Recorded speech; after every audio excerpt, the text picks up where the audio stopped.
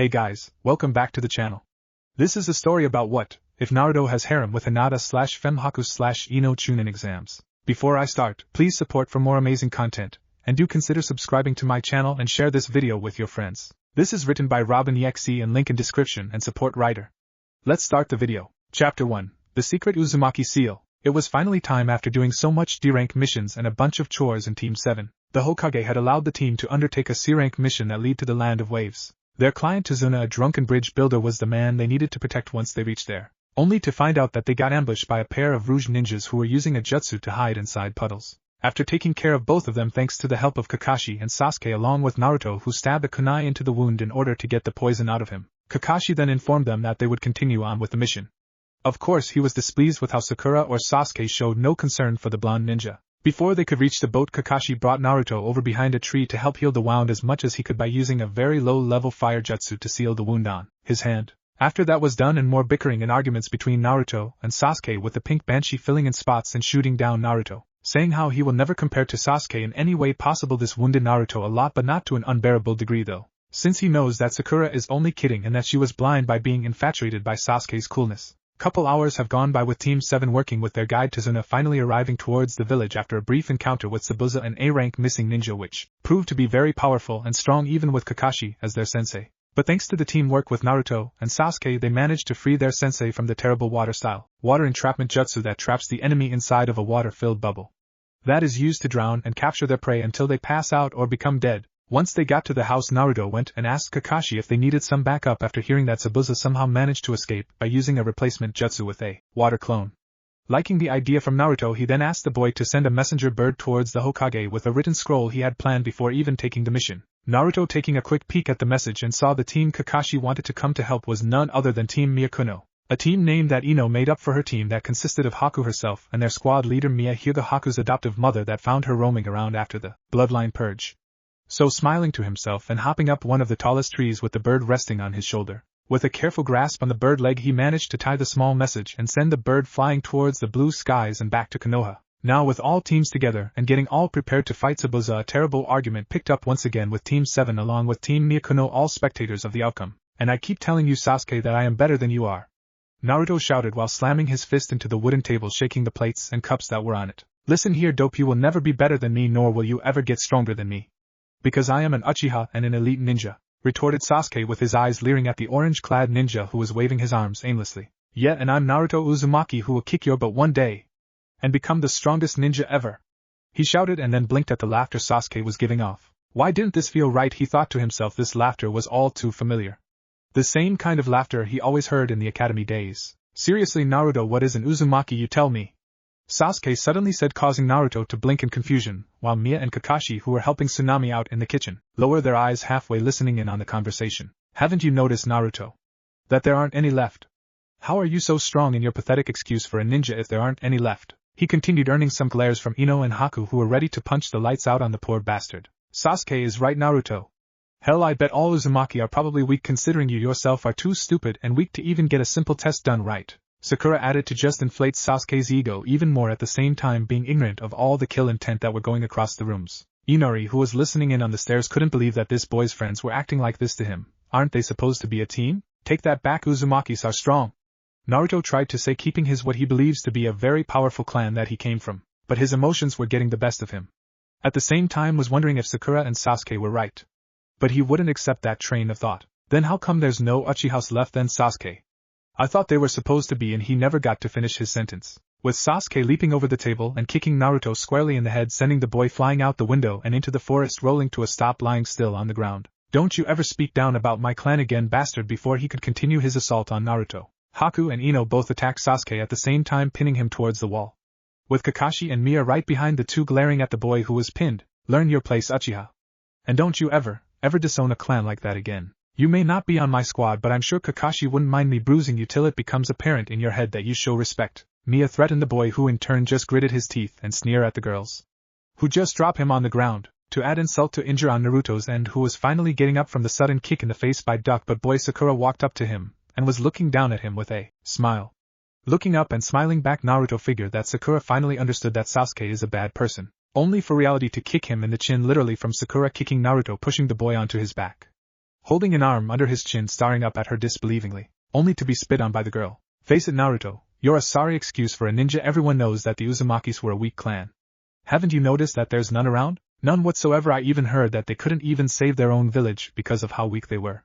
Hell, I bet your parents were pathetic as well. No wonder they left you in the orphanage. They probably hated you too much and left you behind.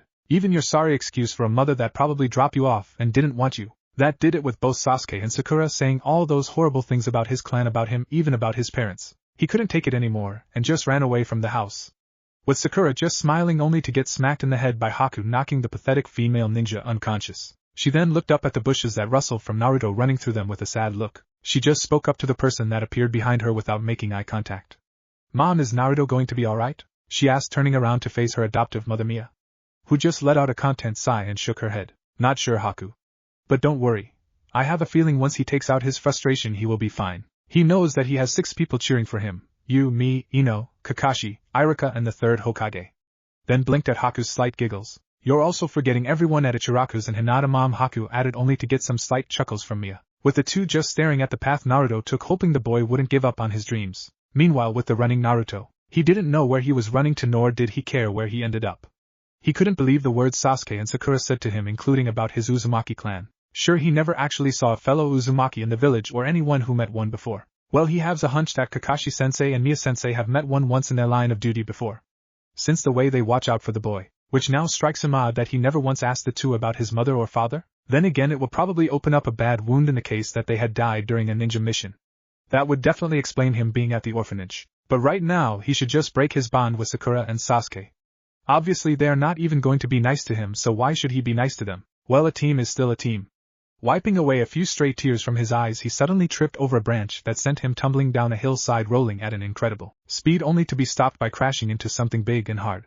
He groaned in pain and hissed from the throbbing headache he was having, flipping backward and off his head, rubbing softly on the spot where it hurt. He looked up with blinking eyes, and that widened to the size of dinner plates. It was a moss-covered village sign, using some shadow clones to create a tower of Naruto's. He softly wiped away the moss that covered the words, and surprisingly the black ink was still there. Yuzushiogakure village, where proud Uzumaki lives. He shouted out with glee and feel of the clones dispelling them into clouds with a poof. He quickly jumped onto his feet, and couldn't hide his excitement. He then ran towards the destroyed village, hoping that there were some scrolls that were still intact from the destruction this village went through. He walked and walked, seeing only broken windows, tattered cloths, rusty old wheelbarrows, signs that were half hanging and swinging, burned up dolls and toys scattered along with rubble and garbage were all over the place.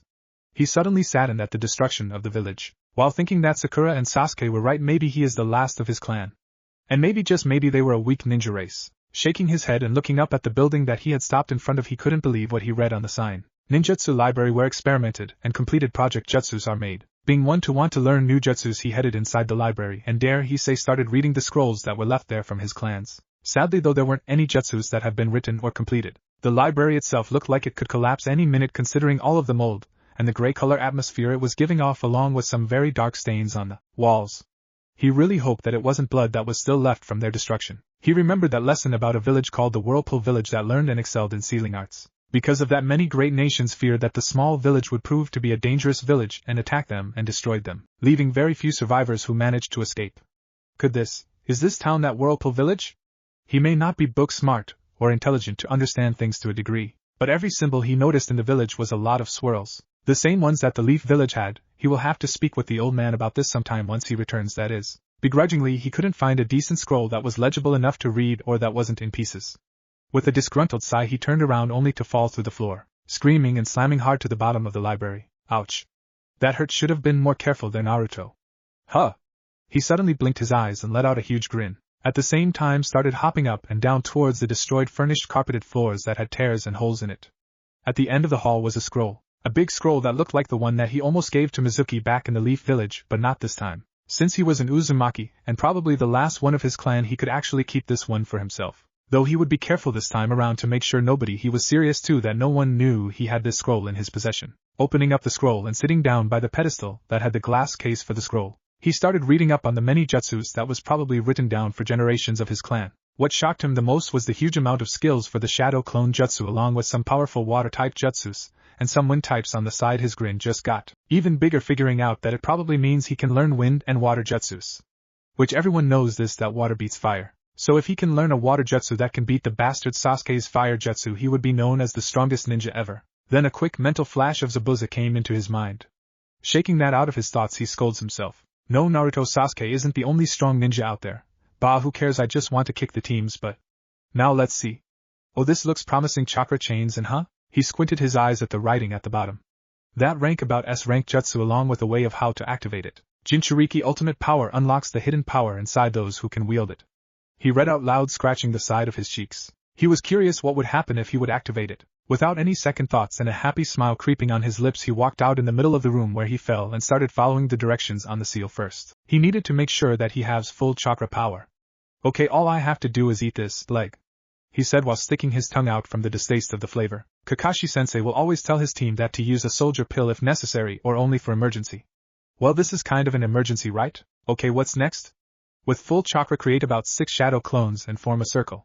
Crossing his fingers and shouting out the word shadow clone jutsu, he created 6 perfect copies of himself at the same time. They all form a complete circle. The QB inside the 4th seal started feeling funny and sensed a very strange power that was going through his host. Okay, next use these hand seals with each shadow clone, while the user channels chakra through his body. So he did as instructed. The first shadow clone did the seals of snake, monkey, and horse. After his clone did that, he suddenly felt a rush of chakra entering his body, soothing out any aches or pains, replacing them with what felt like rushing flow of energy. The QB inside though was aching and writhing in pain from the sudden pull of his chakra being absorbed into what looked like the 4th ceiling was fully taking his chakra. The second clone did the next hand seals of dragon, bird, and rabbit. In turn, the flow of chakra was now continuing faster, and Naruto, feeling that his body was adjusting and feeling comfortable by the flow along with his muscles slightly increasing a bit but not too noticeable. The QB on the other hand was doing everything possible to fight back from whatever his host was doing, feeling the chakra inside his body being pulled and fading away from him. The 4 last clones did their hand seals after another, since the next instruction of the scroll suggests the user to have the last remaining 4 to all do it at once, combining a row of seals that are snake, tiger, dog, bird, boar, ox, rat, and sheep in turn order. 3rd clone snake, dog, and bird. 4th clone boar, ox, and sheep. 5th clone snake, tiger, and rat. 6th clone dragon, horse, and monkey. Secret art, beast absorption jutsu. He shouted, then he screamed in sudden pain from all the flowing chakra that he felt earlier was not coming from his clones. It was coming within him, hearing also a second screaming voice cussing out to the boy. You bastard, what have you done? Was that an Uzumaki sealing art you just used? The screaming voice shouted out to the boy, at the same time slowly disappearing and fading out of existence. The shadow clones all started to poof away from the powerful flow of chakra going inside of him, making a huge cloud of smoke covering the entire area he was in, and then everything went black for Naruto. At the same time felt the floor beneath him on his face. Once the smoke cleared, all you could see was Naruto sprawl out on the floor with a chakra outline glowing around him and dim from view. The next morning Naruto woke up with a start, and sweat going down his forehead. He had a weird dream that he met his ancestors and the Uzumaki clan, all of them telling him that they were proud of him and wished him good luck, along with a woman who had long beautiful red hair hugging him close to her, saying that she will always be watching him from above and that she was very proud of him being her son. The next dream was that he was changing into what would be a fox version of himself, with the villagers wanting to kill him only to stop, and started hugging the poor boy nearly to death with words of kawaii and how cute he was. At the same time 3 girls saved his life from the hugging mob only to get covered with kisses. Boy, that is the last time I ever eat bad ramen, he said to himself. Then sudden realization hit him, he had overslept. The others must be very worried about him. Before he went to stop what he was thinking about, he shook his head and remembered that Kakashi and Miya-sensei would be worried for his safety along with Haku and Ino. So he had to return to them and face the duck butt boy and the pink banshee. He was surprised he changed his thoughts about Sakura so fast. Then again what she said right before he left, that his mom was a...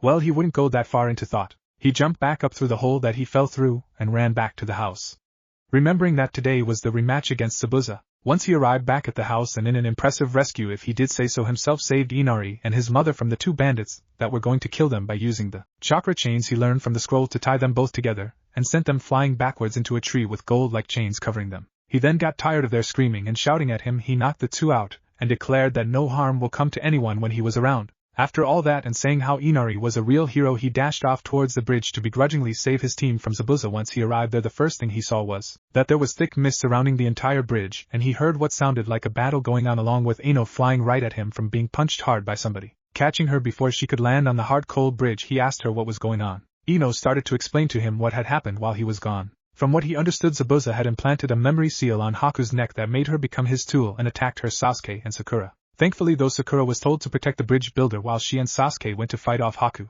There were times where Ino had to stop Sasuke from killing Haku with deadly jutsus and certain attacks. This angered Naruto very much. How dare the team try and kill one of his teammates? His friend no less, while at the same time switching places with Ino from deadly blows to only have Haku replace herself with the girl. Then that means Haku is trying to fight the seal. Naruto said out loud with Ino nodding in agreement. Putting Ino back on her feet, the two of them went into the fray and formed an excellent teamwork that they never thought they could have for not being together that long. They managed to save Haku with Naruto using his clan's chakra chains to capture the girl and squeezing her till she passed out from out of breath. Then Ino used the mind swap jutsu to enter the girl's mind to search through her memories for the hand seals that Zabuza used on her. Once that was done, they rested Haku's body up against some wood boards near Sakura and Tazuna, with Sakura screaming her head off, asking what happened to Sasuke, or why they bother saving a betrayer of the villager. To only get socked in the face by Ino, who was breathing harshly at her once friend. How she turned out like this she would never understand. Actually, Ino, what did happen to Sasuke? Naruto had to ask, since while he may be somewhat of a jerk, he was still part of Team 7 and the last Uchiha of the Hidden Village. Ino explained to him that Haku did this weird jutsu called Demon Ice Mirrors / Crystal Ice Mirrors while pointing towards all the senbons that covered her body, telling Naruto to not grab them yet, which had the boy wondering why she didn't want help, only to find out that her right arm was numb from some of the senbons hitting her pressure points, the same ones that Sasuke was covered in. The battle was long, hard, and at the same time tear-jerking. Zabuza on his dying wish apologized to Haku, explaining to her everything he did with her before placing a memory seal on her neck. The reason he did that is so that it would protect her from anyone who would want her bloodline or asked her where she lived. Then explained how to take care of herself and make sure to watch over her adoptive mother. After all that was done and over with, at the same time the villagers came to their rescue from Gato's remaining goons. The mission was a complete success, and the city was purged from Gato's wrath. After heading back to the village with Naruto keeping his distance from Sasuke and Sakura saying a false story of how Sasuke saved everyone from Haku's mind control and slight betrayal. Naruto shook his head, wondering whatever he had seen in the girl in the first place. Hell, Hinata is a lot nicer than Sakura and didn't always punch me or hit me. He suddenly hummed out and stopped with Haku standing in front of him, smiling towards the confused boy and then placing a small kiss on his forehead. Thank you, Naruto. I heard from Ino that you stopped me with a powerful jutsu, and for that I am grateful for you coming back to aid us. She announced and ran back with Ino, leaving the blushing boy to stand there and then grinning like a fool while seeing Nia-sensei smiling towards the boy, at the same time whispering out a thank you to the blonde. Little did Naruto know Haku kept giving quick glances at the boy with a big blush on her face. At the same time, Naruto felt like he gotten stronger faster than he once was before. With the village in view, a whole another challenge awaits him. At the same time, changes will be made. Chapter 2. I got what? Yawned boy. That sure was an interesting dream. Naruto yawned out and pulled the blankets off him. He rubbed his eyes to get rid of any tiredness, seeing the apartment that he is living in. It was a gift to him from the third Hokage for Naruto to live in ever since he had been kicked out of the orphanage at the age of 8. But he doesn't care much of what happened to him in the past now, knowing the hidden reason behind them kicking him out was because of the 9-tailed fox sealed inside of him. As for the dream he had, well, it got a lot weirder, and apparently it had to involve today. Okay, first what happened, it was him and the villagers all looking at him with what seemed to be hatred mixed in with he looks cute in a way. Then after that it showed him beating Sasuke's fire jutsu with one of his own water jutsus. Boy, that would be awesome, he thought. After that it then showed him and Hinata spending the rest of the day at Ichiraku's ramen shop. With the girl giggling and smiling towards him, she looked beautiful with that kind of smile, along with her reaching for something above his head. Shaking himself out of the sleep phase, he noticed that his bangs were hanging awfully low to his eyes. Maybe his hair has grown out. That, or he never realized that his hair was this long after taking off the ninja headband. Slapping the side of his cheeks, grinning like a fool, he got up from his bed and prepared breakfast, while also pulling out the Uzumaki scroll from under his bed and once again opened it up to see what kind of jutsu he will learn today. He decided not to learn any S-rank jutsus, considering the secret art beast absorption jutsu knocked him out cold and left him there at the ruined site for an entire day. So for now he will go with C-rank jutsu, and surprisingly he found one that looks very promising. Water style bubble bomb jutsu.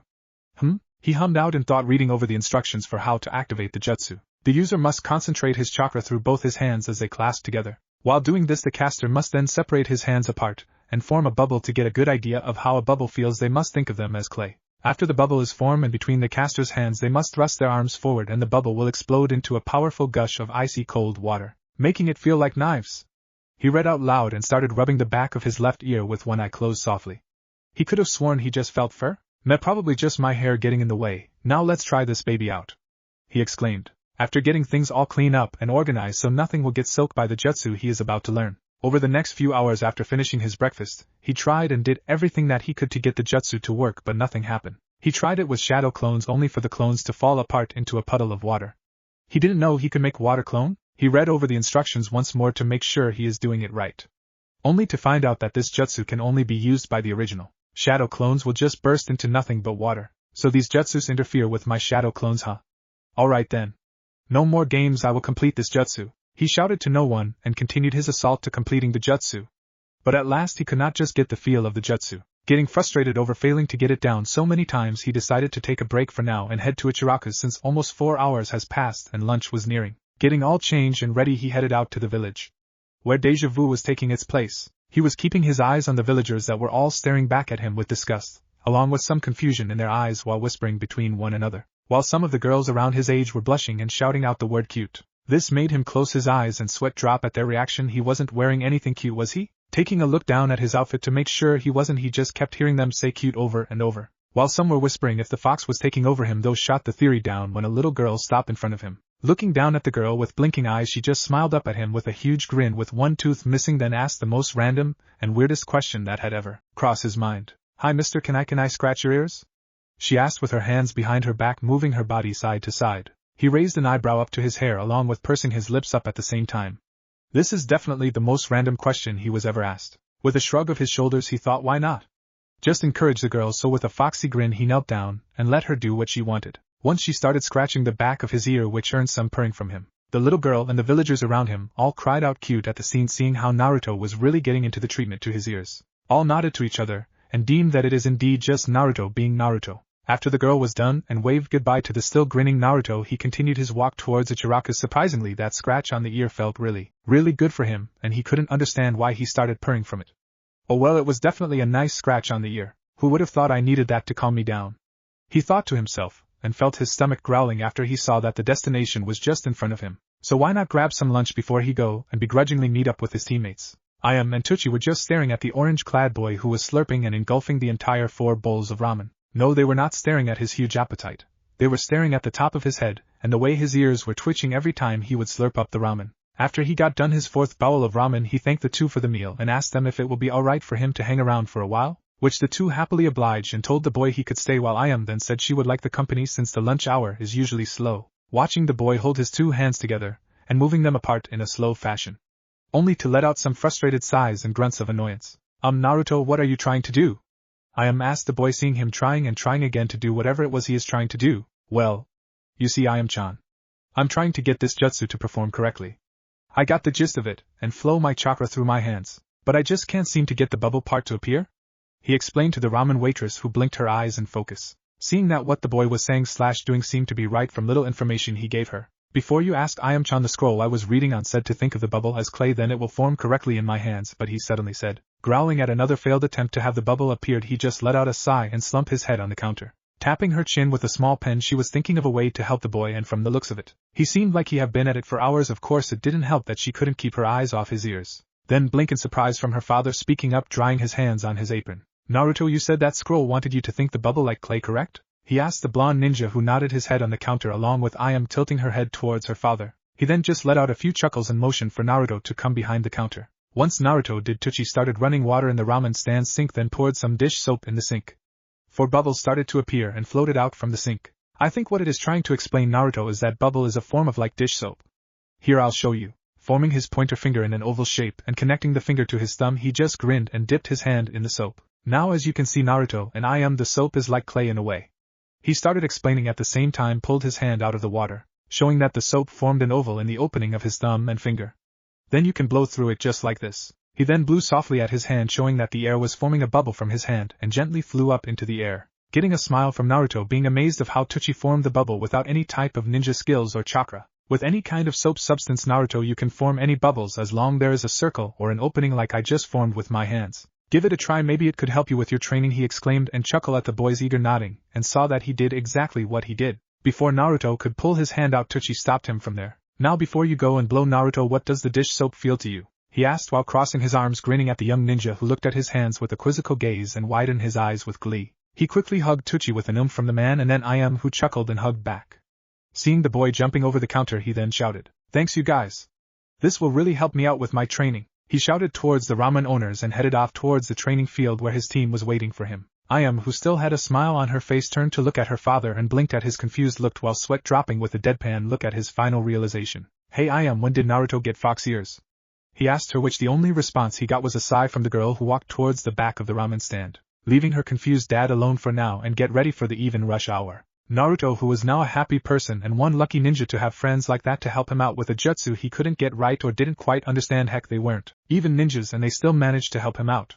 Then again, I am and Tucci are great at what they do. It wouldn't be a surprise if they knew how bubbles work, he commented while just happily walking through the training grounds to where he was to meet up with his team. Though a little bit later than he usually arrives at, he went back to his house and looked through the jutsu once more, remembering the caution note that was writing underneath it. This jutsu can somewhat be dangerous for the user. Even it is a C-rank jutsu, there is two ways of activating it. 1. The user uses his/her own sweat to create the bubble, causing dehydration for the caster. 2. Being surrounded by body of water, which the user can then manipulate the water flow and make it as his own. What you blabbering about, loser? Sasuke said with a sneer, seeing the blonde ninja just talking to himself, and no one that were around him. Naruto just glared at the boy and lowered his arms down to his sides and retorted back at him. None of your business, duck butt. He chuckled at the end, seeing Sasuke raising an eyebrow from the nickname, then growled out at Naruto, only for Sakura to save him the trouble. Naruto, you treat Sasuke-kun with more respect. She screamed out, ready to punch the poor boy into oblivion, only to have Naruto to jump to the side, avoiding the wallop that was waiting for him. He then just tripped Sakura over her legs, causing the pink banshee to cry out and land on her behind. Listen, Sakura, I would love to hear your hellish voice of death, but I don't think Kakashi-sensei would not like it for his team to argue right now, he explained half-heartedly to the leering girl, who got up from her sitting position and turned towards a tree to see that Naruto was right. Kakashi-sensei was upon them, and actually then both she and Naruto shouted at once. You're actually on time. Kakashi, lowering his Ika book, looked towards his students with a raised eyebrow where his single eye is, then looked up and thought, well, actually there were some important matters that I needed to discuss with you three. But seeing how Naruto properly learned a jutsu on his free time, why not test it out, shall we? He asked with a nice smile. Pushing himself off from the tree bark, he started approaching the orange-wearing ninja, who was bashfully rubbing the back of his head. When did Naruto start wearing fox ears? Oh well, he's probably just being his usual self, though I have to say it fits him quite well, Kakashi thought to himself, stopping a distance from the boy, still holding on to that smile of his surprise that neither Sakura nor Sasuke said anything about his ears. Are they that willingly not going to be friends with the boy? Hey Kakashi-sensei, isn't it the student's job to inform his sensei of any outside jutsu training? Sakura asked, leering towards Naruto at the same time causing him to flinch from the looks he was getting. Naruto honestly didn't know he needed to inform Kakashi about anything relating to jutsu training. He was told by Mia-sensei that if you're working on a jutsu that you alone don't want anyone to find out, then both the sensei and student must come to an agreement and respect each other's wishes. Thanks a lot, Sakura. I really wanted to surprise everyone with this jutsu, but knew you have to go and open that mouth of yours, Naruto thought to himself, seeing how Kakashi was started to consider about that notion from Sakura. That is true, but it is also true that a ninja must always keep his or her own little closet secrets, Sakura. You might never know what they are hiding, he explained with a dark tone to his voice.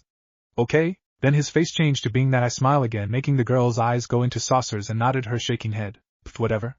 The loser is a loser no matter what jutsu he learns or master over the years. There's still nothing compared to an Uchiha. Sasuke responded by getting into a battle position, figuring that Kakashi would want someone to test out Naruto's new jutsu ability. Sighing in annoyance, Kakashi just shrugged his arms and decided to let the boys let their anger out for now. He was curious about what jutsu Naruto had learned as well, since none of the shops or villagers treat the boy with any respect or treat him like a human he is. Alright then, Naruto and Sasuke, he asked the two boys by facing at their direction. You both will use jutsus, alright? Naruto, you use that jutsu you were talking about earlier. If you perform it correctly, and it somehow overcomes Sasuke's jutsu, I'll let you continue training on it by yourself, he explained to the boy, who grinned happily and then blinked his eyes from the next thing Kakashi said. But if you can't control the jutsu, you will have to stop training it if I see if it's too dangerous for both the team and you. Now understanding why Kakashi-sensei was being worried about this jutsu now made sense. It may be a C-rank jutsu that he read in the scroll, but any type of jutsu in a ninja's arsenal can be deadly to anybody and anything surrounding the user, including their teammates. Alright, now go! Shouted Kakashi. Fire style, fireball jutsu.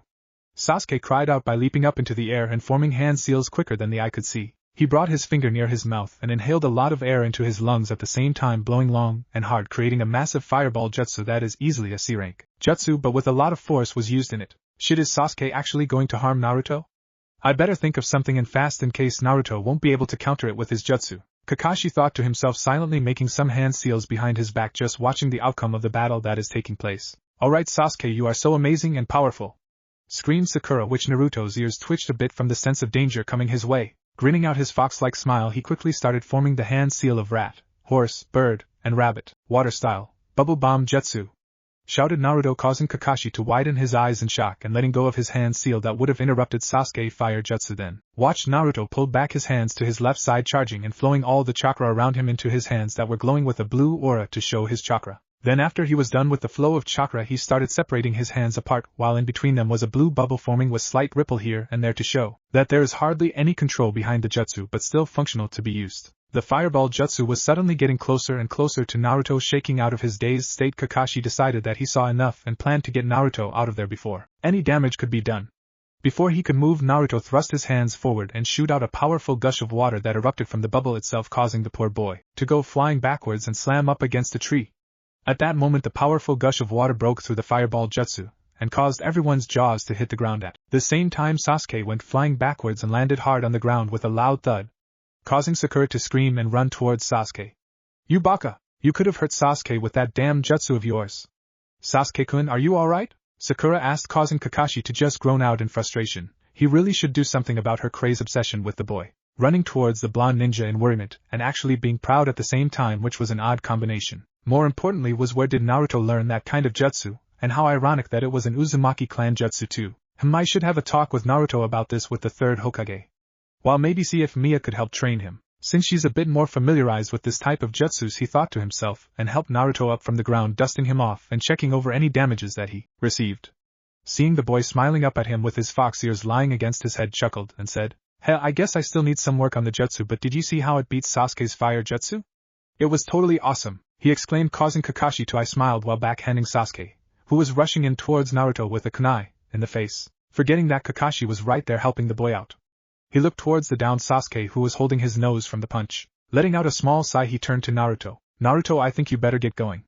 I'll try and calm down Duck Butt and Banshee here for a while, okay? Oh, and good job with the jutsu. I hope you won't mind sharing how you obtain it with me, Mia and the third?" he asked with a sensei maturity, but also showing some concern behind his voice. Bashfully looking down and kicking the dirt a bit, he nodded and also agrees with Kakashi-sensei. He originally was going to ask them about the Uzumaki scroll that he found and hopefully learn about his heritage and more about the Uzumakis. After everything that happened with his teammates, and winning against Sasuke's fireball jutsu with his bubble bomb jutsu, he felt that his day couldn't get any more perfect than it was already. He just couldn't hold in his excitement, and started jumping and leaping over villagers, shouting out to the world that he beat Sasuke's fireball jutsu with his own, along with the villagers screaming at him to "Shut up, demon," or "Dream on, demon." He didn't care what they said, no one, and he means no one can bring his day down. Taking a huge leap into the air without watching where he was going, opened his eyes in panic from the person he crashed into, with blue eyes meeting lavender pale eyes. All you heard was an eep and a thud. Everything was dark for Naruto, wondering what the hell just happened. He then started feeling around with his hands, trying to understand where he was, and felt something soft and round. When there is something that is this soft and round, it's usually... Oh shit. He suddenly shot up straight and panicking at the person who he just landed on. It was none other than Hinata Hyuga. The girl was covering her chest and wasn't daring to look at the person who had managed to grab them. Hugging the brown overcoat tightly to her, she slowly opened one eye and blinked at the person who was stuttering and blabbering out an apology to her. "It was not Naruto-kun," she blurted out, feeling all the blood in her body rushing to her face. She couldn't believe it. The last person she expected to meet this late in the evening. That and Naruto-kun touched my wait? Something about being sorry? She thought to herself, blinking, and was suddenly being pulled by the blonde ninja. What shocked her most were the fox ears that were on his head. "I know what will make it up to you, Hinata. A nice dinner of ramen. For well love from me colliding into ya." He beamed at her with a slight blush on his face, taking and guiding her to the ramen shop, and hopefully she won't freak out like how women usually did, and beat him down badly before he could explain what happened. Though we all know, secretly Hinata would want Naruto to do something like that to her, secretly of course. After arriving at the ramen shop for the second time that day, Naruto and Hinata were getting along with each other very well, telling each other stories and things they did with their teams. "Wow, really, Hinata, who would have thought you were protective over cinnamon buns?" Naruto asked out loud, causing the girl to playfully hit Naruto on the shoulder, giggling with a smile, getting Naruto to close his eyes, remembering the dream of her showing the beauty within her, also some assets. He mentally slapped himself, telling himself that he wasn't a pervert. That, and he didn't want to ruin the conversation he is having with Hinata. "It's true, Naruto-kun, seeing Kiba and Akamaru eating my last cinnamon bun. I accidentally freaked out and attacked the two," she quietly said, looking away from the love of her dreams with a blush, thinking that he might find her strange for doing that to Kiba over some food that she really likes. But then widened her eyes from Naruto, saying, "It's alright, Hinata," he said while putting his hands behind his head, with blue eyes staring at her lavender eyes with his huge grin. "I would have done the same thing with ramen. If you think about it, you're like me with cinnamon buns." he exclaimed, waving his arms out to emphasize his point, earning more giggles and laughter from Hinata, who covered her mouth to keep her laughter at a decent noise level. Naruto-kun, is it alright to touch your ears? She asked with a bashful look to the boy, who blinked in confusion, and then smiled. He figured that Hinata probably wanted to do what the little girl did earlier, so leaning his head down a bit, he felt Hinata's smooth hand carefully touch his ears, causing Naruto to let out a small purr, which earned a kawaii from the girl, who at the same time started rubbing his ears affectionately. After a while she got that out of her system and pulled away from the boy. She tilted her head to the side, wondering if he felt good from that, and then blushed when he said, "It felt really wonderful when you did that." He then blushed from just admitting that, which in turn caused Hinata to blush, with the both of them looking away from each other. "Alright Hinata, this is your chance, it's now or never," she thought to herself, and let out a shaky breath of air, turned to Naruto, feeling the stuttering picking back up. At the same time the heat on her face was rising. And Naruto KK-kun, if it www will be alright. That why you could come over to my house tomorrow? She asked while closing her eyes tightly, trying to fight the fainting spell that was starting to creep up on her. Feeling someone putting a hand on her chin caused her to let out an eep, then snap her eyes open, to see a smiling Naruto looking back at her, and nodded to her offer. "Sure thing Hinata, I'll come and visit you, during the morning or day?" he asked, seeing the girl getting a huge hopeful smile, then hugged the boy tightly to her, causing him to blush at the feeling of her chest rubbing against his elbow. Don't be a pervert, he thought to himself, and trying to figure out why Hinata is making him feel like this. Thank you, Naruto. Come to my house near 11 a.m. okay, she said excitedly while shaking his hands up and down, to which the boy said he would be there on time, and blushed from Hinata actually kissing him on the forehead, and heard the girl eat from what she did. Quicker than he could blink she was already half out from the village, but she then turned around and shouted towards Naruto with a genuine smile. "Oh, and Naruto, I really love the fox ears," she exclaimed out loud, and left. Seeing Hinata smiled like that makes me feel funny, and glad that she liked my fox ears. Then everything went silent as his arm that was behind his head reached up to the top of his head, and feeling something new that had never been there before, his eyes slowly opened and the smile disappeared from his shock expression with wide eyes. "Nani, I've got fox ears!" he screamed while running down the streets of Konoha, creating a huge dust cloud behind him with a crow flying by. "Kahol kahol." The crow then chuckled at the end, disappearing from view. Naruto knew now that he should really dig deep into the scroll and figure out why he now had fox ears. It also explained the strange looks he had been getting. "And now Hinata's family is going to see me with these," he whined, trying everything to hide the ears with transformation jutsus, only to find out that they would not disappear. "I think I should really take Kakashi-sensei's offer," he shouted out into the night. For tomorrow he will be quite busy with Hinata's family and getting to know why this is happening to him. Chapter 3. The council decision for the Chunin exam and the visit to the Hyuga clan house. Early in the morning. Some could say that they aren't an early bird to wake up this crazy hour, especially when no one is even awake, minus the guards that patrol over the village. Right now though, there was a meeting going on at the council building where the civilians and ninjas clan heads came to either an agreement or an argument over some debate, or what is right for the village, while some announcements and news are shared in this very building. The big debate for today was like every other debate and arguments that plagued the ninja side of the council. "We should not let the demon do as he pleases. He is ruining the honor of our hero the fourth by running around causing mischief. We should kill him while we still have the chance." "Shut up!"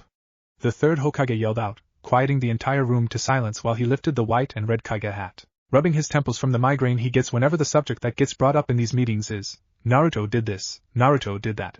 Honest to Kami, where the hell do they get these kinds of insights and information from? For the sake of all that is holy, the boy doesn't even enter anywhere near their town district, or anywhere near their houses. Then again, they probably purposely go out of their way to spy on the boy to come up with bad excuses and reasons of killing/getting rid of him. Before we continue on to why we are really here, are there any other questions or requests that do not involve Naruto in any shape, form, or presence? The third asked, leering out towards the civilian side of the council, seeing a few hands raised and a whole lot that weren't. "Alright then, what are your requests?" A pink-haired woman stood up, tapping some papers onto the desk in front of her, and cleared her throat. "Well, my type of request does involve Naruto in a way, Hokage, but nothing as this killing him, or banishing him. But more concerned for his safety," she started to explain, seeing how Sarutobi was just absent-mindedly tapping his fingers together, unfazed for anything that Sakura's mother will inform him, stretching out the shirt around her neck, and breathed out, making sure to carefully time this right and make it not sound like that it is to prevent the demon bastard from improving his skills or banishing him from the village.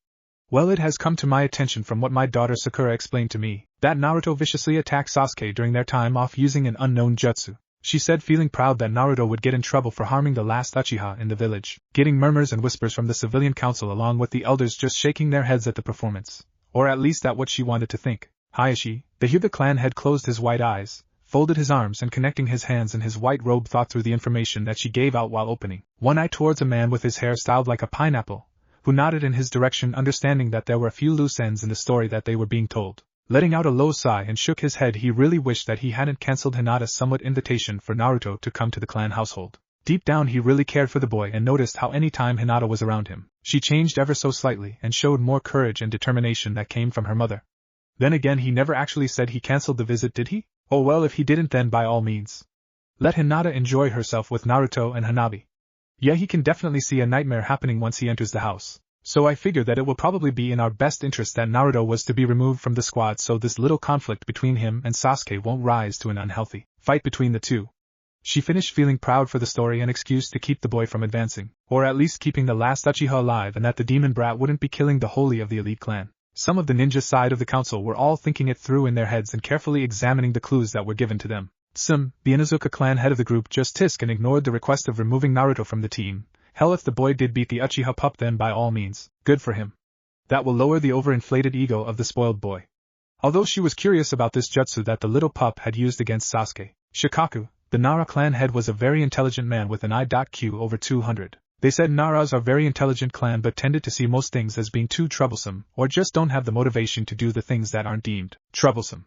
He held his hands together with fingers touching softly to another with his eyes close, reading into the information that was given to them, and kept coming up with solutions that Naruto and Sasuke will someday take their rivalry a little too far. It could also endanger the villagers and their own teammates. But he also saw through the somewhat white lie and truth within the story. Mrs. Haruno wanted to hold back Naruto's ninja skills and keep him away from any improvements for the near future. Second, she probably knew about the future Chunin exams that were coming closer and closer by the week.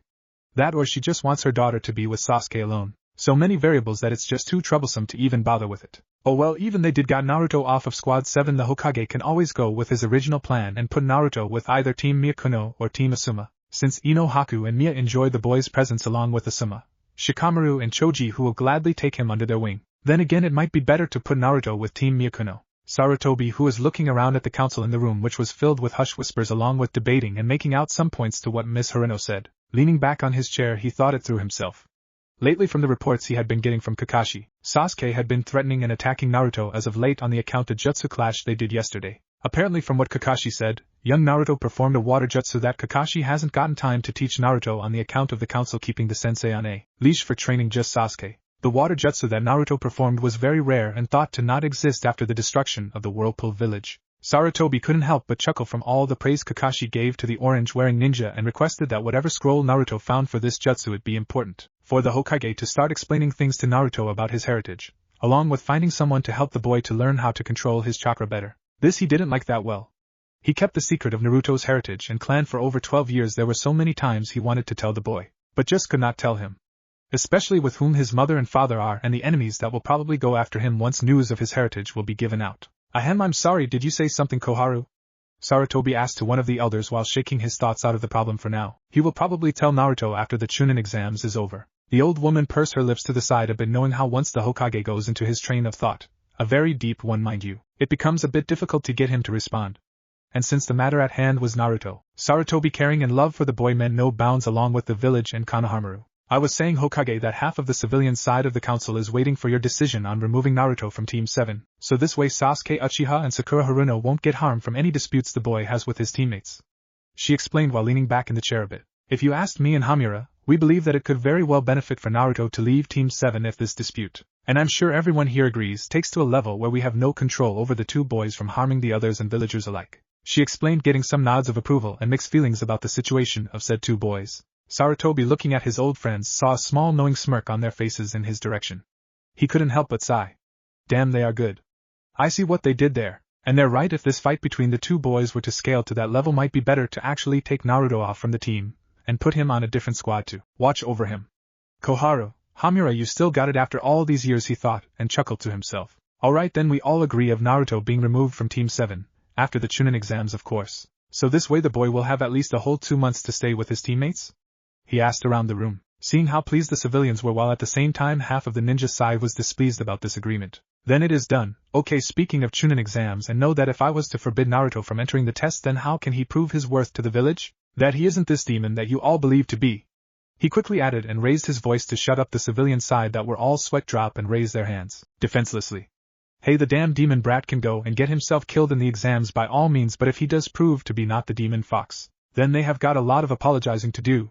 Now they just wanted to decapitate the boy's head and mount it on their walls. Once the explanation and proper events were being told about the upcoming Chunin exams along with the Kazekage of the Land of Winds that was also taking part of the event as well, since his children were going to compete in the exams that is taking place here in Konoha, while also getting some of the civilians to open up their vendors to everyone, that even included Naruto. He then warned them that if he were to find out that any mistreatment becomes or befalls on Naruto, they can go and kiss their business goodbye. Though we have to ask one more thing from you, Hokage, announced Mrs. Haruno, who had both hands under her chin in a thinking poise. Seeing Sarutobi nod in her direction, she took this as her cue to continue on what she was about to say. My daughter brought up a very interesting fact about Naruto having fox ears on his head.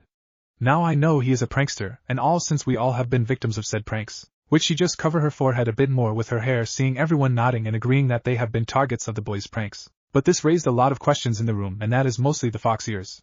Have you heard anything about this?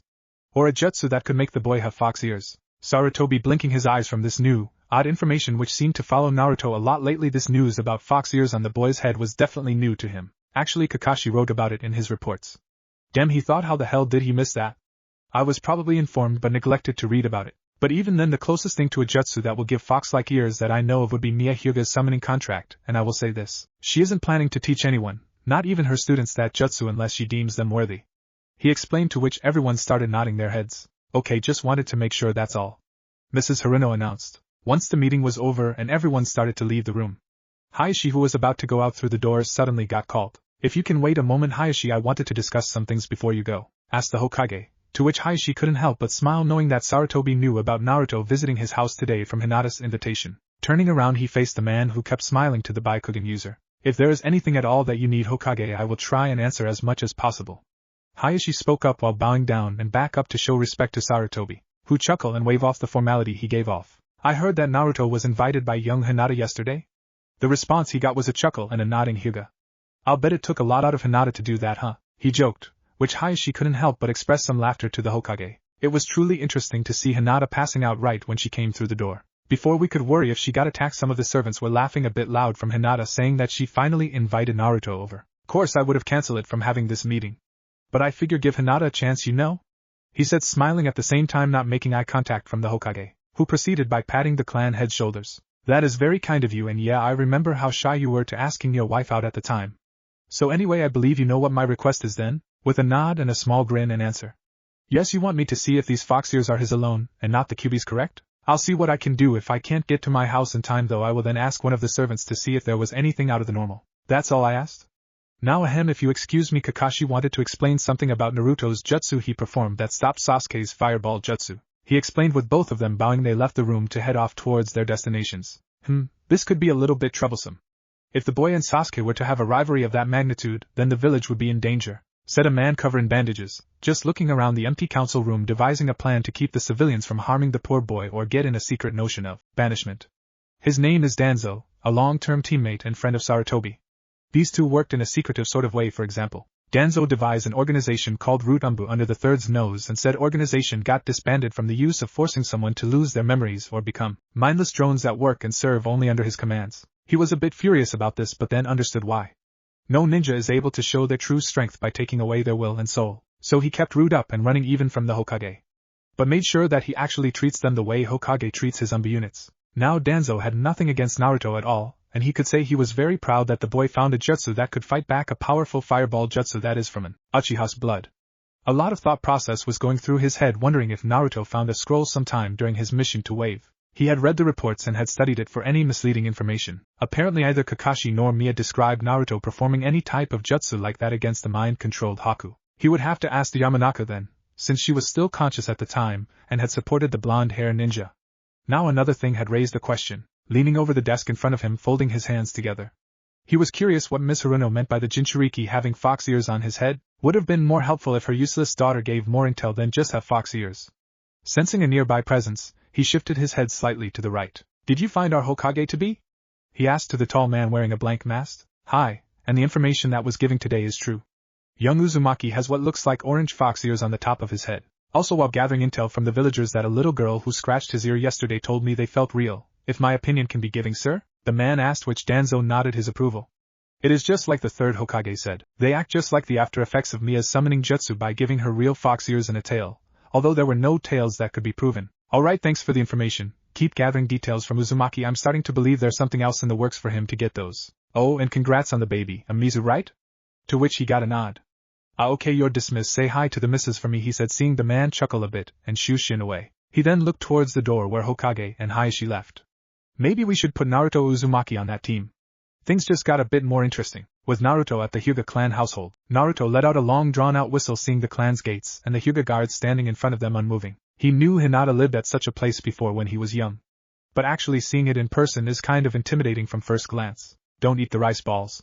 One of the Hyuga chuckled out when Naruto went to pass them, taking a glance at the Hyuga, who quickly looked away and back into that statue-like form. He just shrugged his shoulders and took the suggestion in mind while he entered the gates. He couldn't believe how beautiful it is on the inside, with pottery flowers lined up in sets of twos and in rows on each side of the walkway. Couple walks ahead he could see what looked like a koi fish pond with a small red wooden bridge that led to the main house door. The house itself looked like one of those Chinese mansions that he had read about in mangas and books at the book stands. Taking a deep breath and hoping that he doesn't look out of place the fox ears on his head, he couldn't believe that nothing worked or that there were no jutsus that could hide them. He had stayed up half the night yesterday trying to figure out how the hell to get rid of them, only to fail and realize that jutsu he used and read up on said it was permanent, and that no henge will be able to hide the said jutsu effects. Oh well, at least Hinata liked them, he thought with a goofy grin. The scratching and rubbing she gave to his ears were very nice and affectionate. Don't eat the rice balls.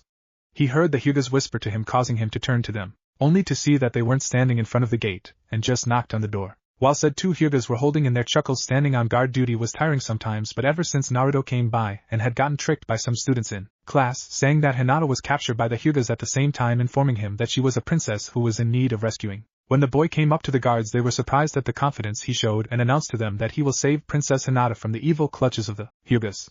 The two guards just blinked and raised an eyebrow at the boy, to only realize that it must be a game he was playing. Only at the end, after having a fake fight with the boy, to enter while actually succeeded in evading all of the Hyugas in the compound. Minus Hayashi, of course. Little Naruto somehow avoided the Byakugan eyes and managed to reach the Hyuga gates, only to get caught by little Niji, Hinata's cousin, who saw the boy enter the house and wanted to play along with the boy and said that he was hired to keep watch on Princess Hinata from outsiders. Boy, those were the days. They really wished the orange-clad ninja would visit more often. They had fun with the boy. How long you think it will take for something wrong to happen? Asked the second guard, who was trying his best to hold in his laughter. I say once Hanabi gets involved, that's when things will start to get hectic. The other replied, joining with his friend in trying to hold in their laughter. Knocking on the door and waiting for anyone to answer, Naruto started roaming his eyes around to check out the scenery, and remembered the good time he had here when he was tricked into thinking that Hyugas were evil, only to find out they are a very fun bunch to hang out with. Well, minus the elders and some who gave him that kill the demon look. But Hinata, her father, and half of the clan really enjoyed his presence, and said that he was fun to hang out with. Of course, he had only visited the one time and had kept his distance ever since he heard that Hinata was almost kidnapped by some ninjas, with some of the villagers blame him for her bad luck. He had gone to apologize to Hayashi a week later to find out the guy was confused about the apologies, and just comforted the boy by saying that it wasn't his fault, and, surprisingly, said that if it wasn't for his infiltration into the Hyuga house and having all the clan members alerted from his playful escapade, they wouldn't have been able to save Hinata if they weren't all alarmed that somebody could get past the all-seeing Byakugan, at the same time encouraging the boy to hang out with Hinata much as possible. Of course, that part was the hardest, considering the teachers all resented me. Maybe Hinata's dad might know of the scroll also, he thought to himself, adding more people to his very short list of who might know about the Uzumaki scroll. Hearing the door opening and a Hyuga woman looking down at the boy with confusion and tilt of her head, Naruto grinned up to her and smiled. Hi, is Hinata home? She wanted me to visit, and I think I am a little late. He explained bashfully, rubbing the back of his head to see the Hyuga woman said kawaii while she showed him inside. Not to fret, Uzumaki-san, you arrive a bit earlier than expected, so we have been waiting for you just in case. Hinata will be arriving soon to meet you. If you will excuse me, I have some duties to do. She explained and bowed to him and left, but not before saying, oh, and don't eat the rice balls. He was about to ask why, only to see that she was gone. He scratched the side of his cheeks with a raised eyebrow, chuckling nervously from all this talk about not eating the rice balls. He then heard some thumping of footsteps, then an eat from the left. He turned his attention to the right and slightly blushed.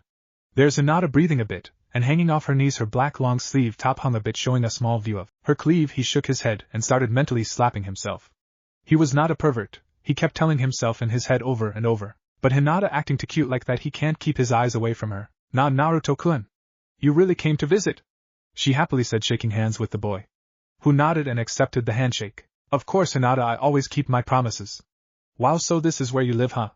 It's been a while since I was here, he said, taking his shoes off before he went to step on the clean wooded floors. Hinata blushed and looked away, surprised. Naruto still remembered the day he pretended to rescue her from this house. "Ano, you want a tour of the house?" she asked nervously and then smiled. Seeing how eager the boy's head nodded before they went to take the tour, she was confused of why the fox ears were still there. Seeing the confused look on her face, he bashfully rubbed the back of his head. "Apparently this jutsu I used turned out to have a permanent after effect, and I can't seem to dispel it at all." He raised his voice a bit and let out a disgruntled sigh, only to hear Hinata giggle slightly, making him shift his eyes up to her lavender ones. "Well, if it's any consolation, Naruto-kun, I think it makes you look really cute, especially with your whisker marks," she exclaimed while her face fully turned red and felt like fainting right on the spot, only to get hugged by Naruto, causing her face to turn an even darker shade of red, and then smiled when he thanked her and pulled away. Alright, the tour. Well, come on, Naruto-kun. Wonder if you will remember most of the place?" she asked, and wondered with Naruto saying he will try his best to answer if he did or did not remember of the place. Walking side by side down through the halls with Hinata showing and explaining some of the places they went through as kids, only to be ignorant about a little girl who peeked out from behind the wall to see her sister walking with a blonde boy in an orange jumpsuit that really showed itself with her sister's long-sleeved black shirt and pants that she wears when she was training by herself. So she decided to follow them and see what was up. After some time during the tour, Hinata and Naruto would joke and laugh with each other, saying how some of the things they ran into or accidentally made some messes with some loose paints and cleaning supply that Naruto tumble over and trip over, finding an escape route from the house with Hinata trying her best to find some exits too, only for them to always end up at either her room, the garden, or her dad's study room. The two were having a good time with each other. Naruto was even surprised himself at how much he was enjoying the tour, since he wasn't one to be patient and more outgoing, was having a blast. Though he couldn't help but that they were being followed, so after the two made a turn, he stops Hinata for a bit, surprising the girl by telling her that someone was following them, taking a peek around the corner so that they wouldn't be spotted. Hinata let out a small giggle and explained to Naruto that the little Hyuga girl wearing a gray t-shirt and long gray pants was her sister Hanabi. Naruto had to grin at the curious girl who was following them, probably wondering who her older sister's friend was and why he was here. Was the thoughts that were going through the little girl's head, since it was unheard of for an outsider to visit the Hyuga household. Hearing their stomachs growling, Hinata decided that they should go ahead and eat lunch, while the meantime told Naruto that if Hanabi came by to get along with her. With a playful salute to his purple-haired tour guide, he jokingly said, causing Hinata to earn some more smiles and lead them towards the dining hall with Hanabi right behind them. Now here he was sitting Indian style at the small table he was told by Hinata to wait patiently at for her to get the food ready, and from the scents he smelled he could tell she was making ramen for him and cinnamon buns for herself. He couldn't help but rubbed his ears in bashfulness. "Hinata is doing all this for me. I know I'm a guest, but she shouldn't go through all this trouble for me. I know, maybe if Kurenai-sensei allows it, I could ask if Hinata wants to train with me tomorrow. Now, should I try and teach her some of the Uzumaki jutsu?" he thought to himself, and crossed his arms, tilting his head left and right, thinking and complimenting if he should teach one or not. Why not, he thought, sooner or later he will have to teach someone the clan jutsu sometime in the future. He heard a small squeak of cute coming from the halls and knew who exactly it was. Leaning to the side a bit, he saw Hanabi quickly hiding behind the sliding door, afraid that she got caught from the boy. "It's alright, Hanabi, you can come out. I know you're there, Hinata told me about ya," the boy called out to the young girl, who slowly peeked her head from the door and decided to walk in with the Hyuga manner, her pale eyes staring at the boy who was just grinning towards the young girl. "Hi there, my name is Uzumaki Naruto," he announced, holding his hand out for a handshake, which the girl grinned a bit and accepted the offer. "Greetings, Naruto-san. I wasn't aware that you would be visiting. I would have dressed more properly for the occasion," she informed while sitting down across from him, staring at his ears, all the while wondering and curious if they were real or not. "Yeah, they're real. Damn jutsu backfire on me," he said truthfully, which Hanabi moved her head up in understanding. She read up on the subject before and felt a little scared of what would happen if a jutsu would backfire. "So Hanabi, what are you into these days?" he asked with a sincere smile, causing the girl to blink a bit and let out a small blush by looking down. Nobody ever asked her that question. To be perfectly honest, she didn't know how to reply. "I'm into bird watching." She blushed, feeling ashamed for such a hobby that she got into.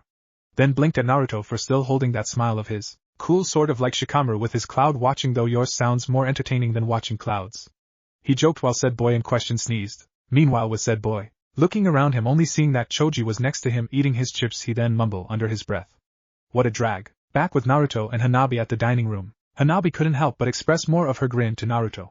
"I see why One-chan likes the boy. He makes you feel happy by just being around him," he said. "The jutsu backfired on him, right?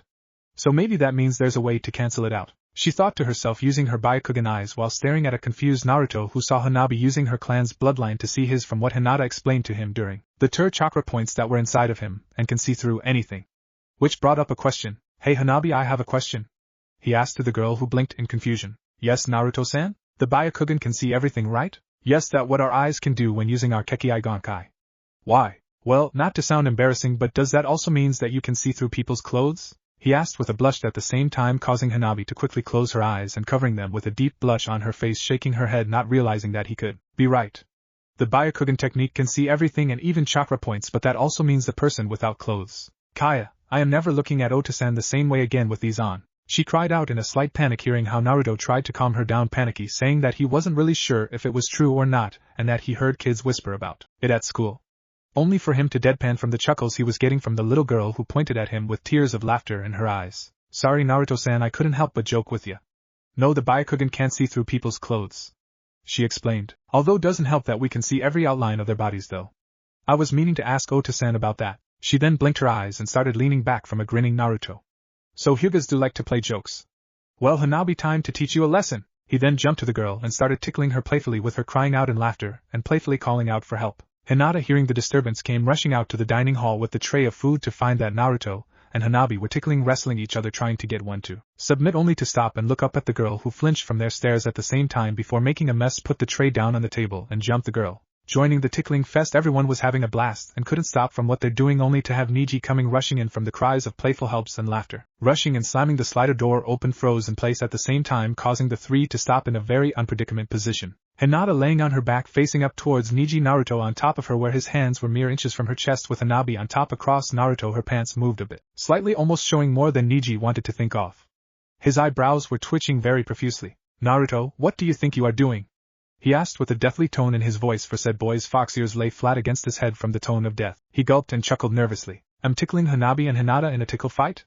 He said innocently. Hayashi, after finally getting some things done and getting some clan business all settled, walked inside the house and started heading towards the dining room, only to jump aside from a screaming Naruto shouting out apologies to Niji and explaining something he couldn't understand from the girl like shrills, while he watched Niji come running behind him with Byakugan blazing, threatening to kill Naruto for what he was doing with Hinata and Hanabi. To have said Hinata following behind Niji telling him that they were only joking around, he just let out a happy sigh, glad his family was once again being lively, and entered the dining hall. Then laughed a bit from Naruto, saying he didn't know his hands were that close to Hinata. He may have joined Niji in the chase if he knew Naruto was going to be a bit frisky with Hinata, but hearing about the tickle fight he pictured the event in his head and nodded in understanding. Hinata on the ground, Naruto on top of her, and in between Hanabi, while during the tussle and freezing in place when Niji charged and causing Naruto to stop near Hinata's chest, while Hanabi pants probably got pulled slightly from them wrestling. Sitting down next to Hanabi nodding to her, she looked like she was in deep thought. He just grabbed some food that was placed on the table, reaching for the rice ball. At the same time flinched from Naruto rushing out the door screaming his head off, with Niji grabbing some kunais and started throwing them to Naruto, saying that a special spot will be cut off.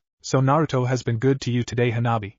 Hayashi asked his youngest daughter, who beamed a smile towards her dad at the while nodding. He chuckled and took a quick sip of his drink. Yes, Ota-san. What are breasts? She asked innocently, causing Hayashi to spit out his drink and go into a coughing fit. Never expecting his youngest daughter to ask him that question, at the same time said that Niji-ne-san shouted those words to Naruto for having his hands near Hinata. The one thing that nobody will ever see the head clan do in his years of leading. He fainted from pure shock of Hanabi asking the question. That and a piece of the rice ball he was eating. Hinata doesn't make good rice balls, was the warning from the guards and servant. Ota-san, was it something that I said? Hanabi asked while trying to get her father back up. All the while Naruto is still screaming throughout the village, along with explosions and weapons clashing. With Naruto shouting I'm sorry, then all you heard was him screaming along with an explosion. From then on he would never do a tickle fight with girls again, especially with an overprotective cousin. Chapter 4, Training with the Girls. It had to be the most hellish week for Naruto, having been in all kinds of predicaments for the past couple of days. First off would have to be the mission in Land of Waves, where his own squad team mistreated and attacked him for just trying to prove his point of being stronger than Sasuke. Then there was Sakura. How she ever turned out like that he will never know. That, and it was a very low blow of her to spit on him, and then kick him, while he was still recovering from Sasuke's very powerful kick to the face. Never had he felt so powerless or useless. All he wanted to do at that point is to die right there and now after he ran away. But then he remembered all the faces that would be very sad if that were to happen to him. Hinata, Haku, Ino, Kiba, Shino, Shikamaru, Choji, Iruka-sensei, the third Hokage, Miya-sensei, and Kakashi-sensei. Even the people at Ichiraku's would be devastated if the boy were to be /go Kia or MIA. Although if it hadn't been for Sasuke and Sakura's mistreatment at Tazuna's house, he would have never found the lost village of Uzushiogakure where the Uzumakis once resided, and probably his parents as well. He even got luckier to being able to find the secret scroll of the Uzumaki clan's secret jutsu. Though he only schemes through a bit of the list and having trouble utilizing the bubble bomb jutsu, he could now see why Kakashi-sensei had told him that he should find someone who was specialized in that type of jutsu. He'd been at it for almost a week now, still making no progress of getting the control down for the jutsu he is trying to perfect. That, and he couldn't keep himself from being blown backwards and crashing into anything that was behind him. Heck, even some help from Hinata had done nothing. The poor girl got a full-blown crash course in what being a human rocket felt like. Though, I wouldn't be lying if I said that the impacts were soft. Naruto, stop that. He thought to himself, shaking his head to get any perverseness out of his mind. In all honesty, he thought both him and Hinata were having trouble somewhat at keeping their chakra control in check for this jutsu. Yup, he showed her the Uzumaki clan secret scroll and started teaching her how to use one of their clan jutsu. Surprisingly, after explaining and telling her to not tell anyone including her dad. Well, at least if he feels like Hayashi either knows about the Uzumakis, or if he is ready to go back there to face the wrath of Polka Fury Niji. Ever since that tickle fight between Hinata and Hanabi, along with getting to know Hanabi a bit more when he continued his visits, and secretly hoping Niji wasn't home. The boy may have been his friend, but sometimes Niji takes paranoia a little too far with his protection of his cousins. Well, back to the point of getting to know the family more, he noticed lately that Hanabi was really into wanting to know what kind of hobbies Naruto was into, along with the fact she too wanted to have those fox ears of his, only to pout a bit when Naruto said that it was a Uzumaki clan secret. Of course, he should have not said that out loud to the girl, but seeing her nod in understanding and surprisingly mature for her age for saying, "A clan secret, then it's quite alright, Naruto-kun. We Hyugas or clan members in the village know of the importance of clan secrets. Though I really do wish I had those fox ears," Hanabi said, mopping at the end. The boy was surprised to hear her say kun at the end of his name. Then again, he had been a regular visitor there, and dare he say felt like he was always being watched by the little girl who waited in front of the door with her Byakugan on, actively staring at the door. He still felt a little uncomfortable with those eyes of theirs, considering that they can see almost anything and everything in a 360 radius surrounding them, and he could have sworn that Hinata was using them for a different reason when they hang out with each other. Anyway, on his last visit to the Hyuga compound, he found both Hinata and Hanabi out in their training fields for their daily clan air battleship. Of course, he got scorn and disdain looks from the elders, well, 3 of the elders. The rest just brightened up with smiles to see the boy and how active both girls and Niji were being lately. Hell, even Hayashi smiled big to the boy and playfully threatened him that if he and his girls were to tickle fight again, to make sure that it was at a low level of normality. The boy was confused at first, then paled after hearing that, while he already knew that his hands had been dangerously close to Hinata's chest, but what he didn't realize was that Hanabi's pants had been pulled down slightly during their tussle. Seeing Hinata lose to Hanabi for the rightful place of clan heir put a bad taste in his mouth for how Hayashi had to act indifferent between the two girls, praising Hanabi while scolding Hinata for her failure. But boy, did he get a kick at the girl's smiling face that only Hayashi knew about. Apparently the family members were playing a game to the elders' unknowing eyes that on the same week, Hanabi will suddenly show great skills and strength against Hinata, while Hinata tries to not overdo any damage to the young girl. While for the next week Hinata will start overthrowing her younger sister in the skill department, as well as Hanabi purposely not trying to hurt Hinata. It was more brilliant than most of his own pranks, and he had been doing those for years. Bravo is all the word he could describe for their charade against the elders. After watching and witnessing that beautiful display of stage play, Naruto was now walking down the streets with Hinata next to him, both discussing what they should do about the Uzumaki scroll and how they were going to get their chakra control to a degree of mastering the jutsus inside of it. "Have you talked to the Hokage yet, Naruto-kun?"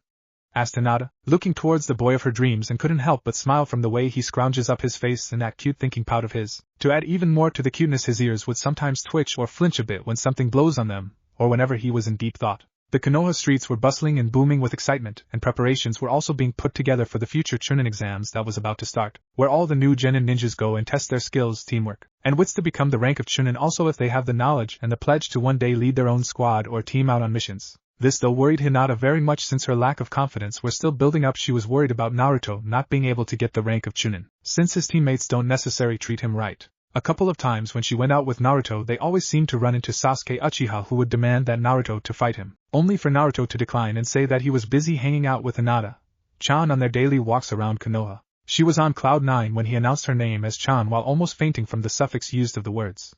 Though she rarely cussed, but it calls for it. Damn, Sasuke did not want to lead up and kept pestering the two during their walk in Konoha, getting unwanting and death-glaring attentions from the villagers. She is no blind fool. She knew how long the villagers mistreated Naruto, or scorned the boy for his presence of just being around them made them sick to their stomachs. She never knew why though, and hopefully would someday figure out the reason behind those glares. Thankfully and surprisingly, a female Hyuga along with Haku behind her carrying what looked to be groceries intervened the situation. In all her life living at the Hyuga compound, she never saw a more beautiful female Hyuga. She heard from the servants and Niji that there was an Umbu Hyuga working for the Hokage under the name of Mia Hyuga, with the description matching too.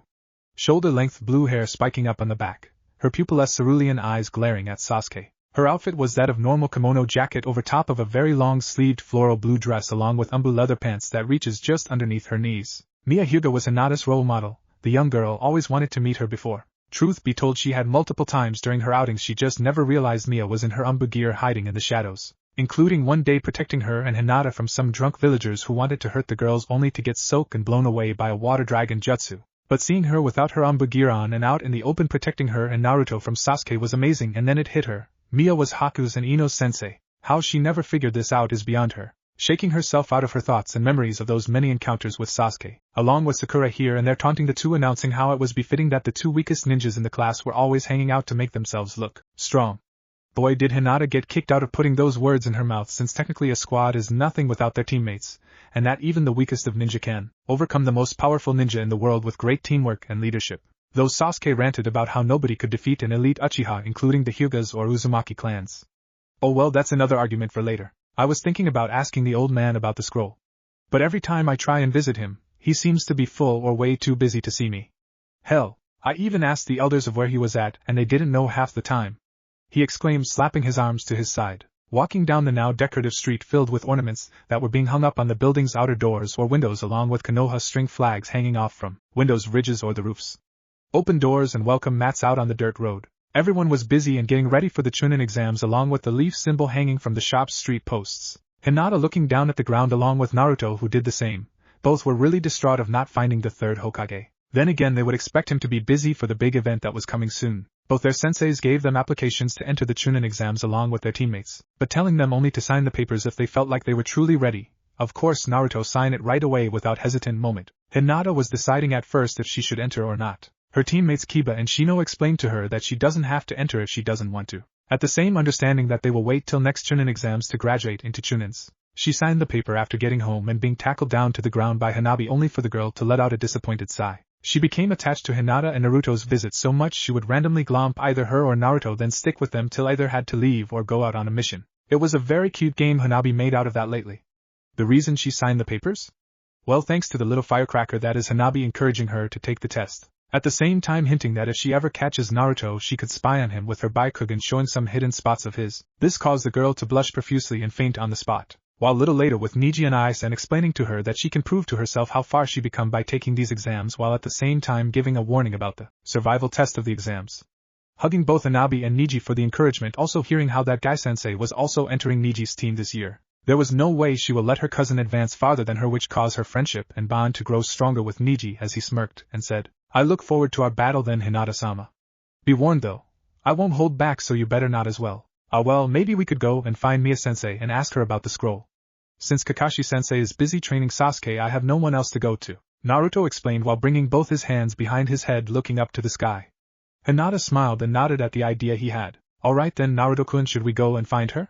With a shout of an okay from Naruto at the same time grabbing her hand, they set off to find the Hyuga-sensei and her students at the training fields that Mia told them to look for her at around 6 a.m. to 1 p.m. today. She explained to them that Haku and Ino both wanted to wake up early to get some extra training done before the exams started, and humbly invite the two to join them anytime, or join Haku and Ino whenever she's not around. After some time looking for said training grounds, along with Naruto grabbing the Uzumaki scroll and tucking it away in his bag, they finally found the training ground that Team Miyukuno uses for. It was definitely a beautiful sight if you don't count the small destruction of craters here and there, along with shurikens, senbons, and kunais littered all over the place. The two teens let out a short whistle and couldn't believe how much this place was being used. They neglected to see the water dragon jutsu that crashed right in front of them, soaking and washing them away from the training fields. Act Naruto, Hinata! I am so sorry, I didn't see you guys there, shouted Mia in a very panicked tone once she reached the two teens. She had to let out a nervous chuckle of embarrassment from the glares she was getting from the two of them, along with a confused stare at Naruto's fox ears. I don't recall giving him my fox summoning contract? Nor the fact I doubt he even knows about it, she thought to herself. Once that little incident was over, everyone gathered together on the training field in a single file line of Hinata, Naruto, Haku, and Ino, all staring and waiting for Mia's verdict of the scroll that Naruto had handed to her after some reassurance from Hinata. He couldn't believe the reaction Mia-sensei had just from seeing the word Uzumaki. Heck, the way her hands trembled and slowly griped the scroll as if she didn't want it to break or fall apart, carefully opened it and started reading through the scroll. So Naruto, Hinata, how long have you two been hanging out?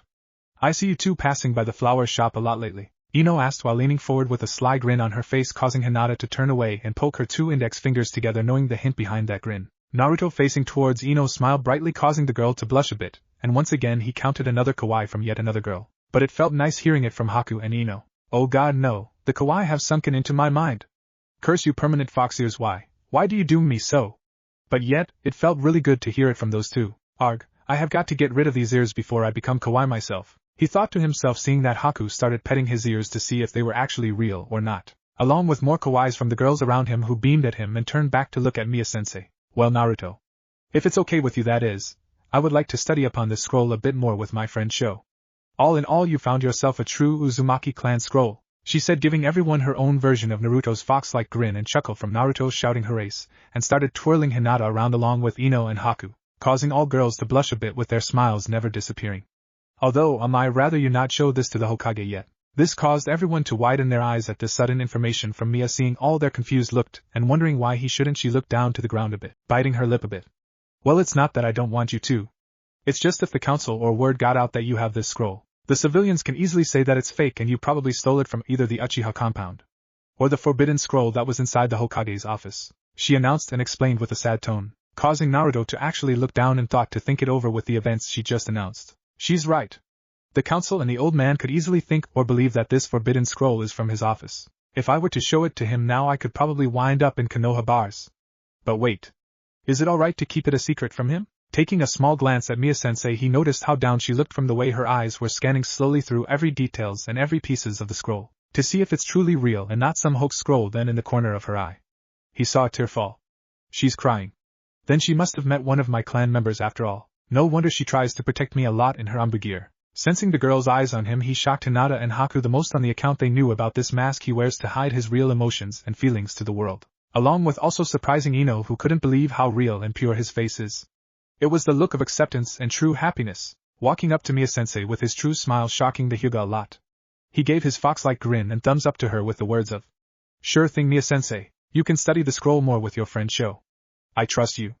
Believe it," he said to her with pureness in his words, while also adding in a few chuckles to everyone around him by bringing both arms behind his head with open eyes. "Besides that, and it will definitely fit the bill for someone to watch the scroll for me during the Chunin exams." Miya couldn't believe it.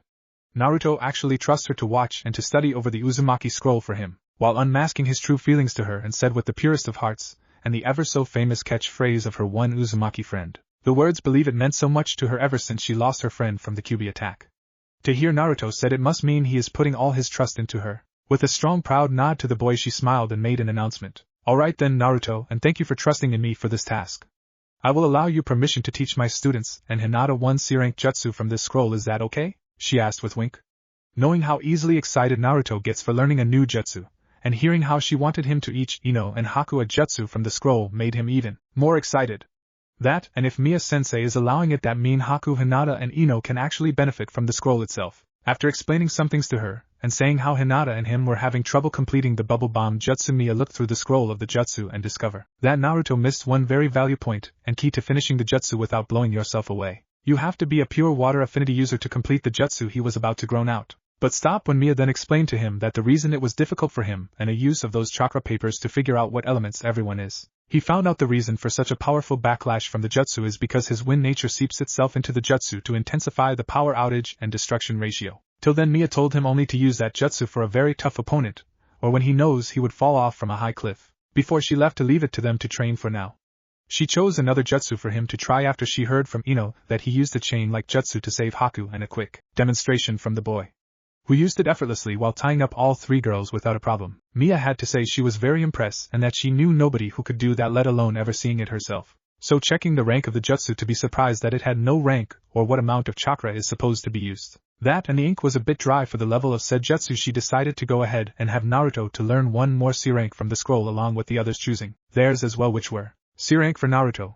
Wind-style crescent slashes. This jutsu uses the caster's legs and arms as weapons to enhance their physical abilities and create wind-like crescent blades, with each down like karate chops and kicks.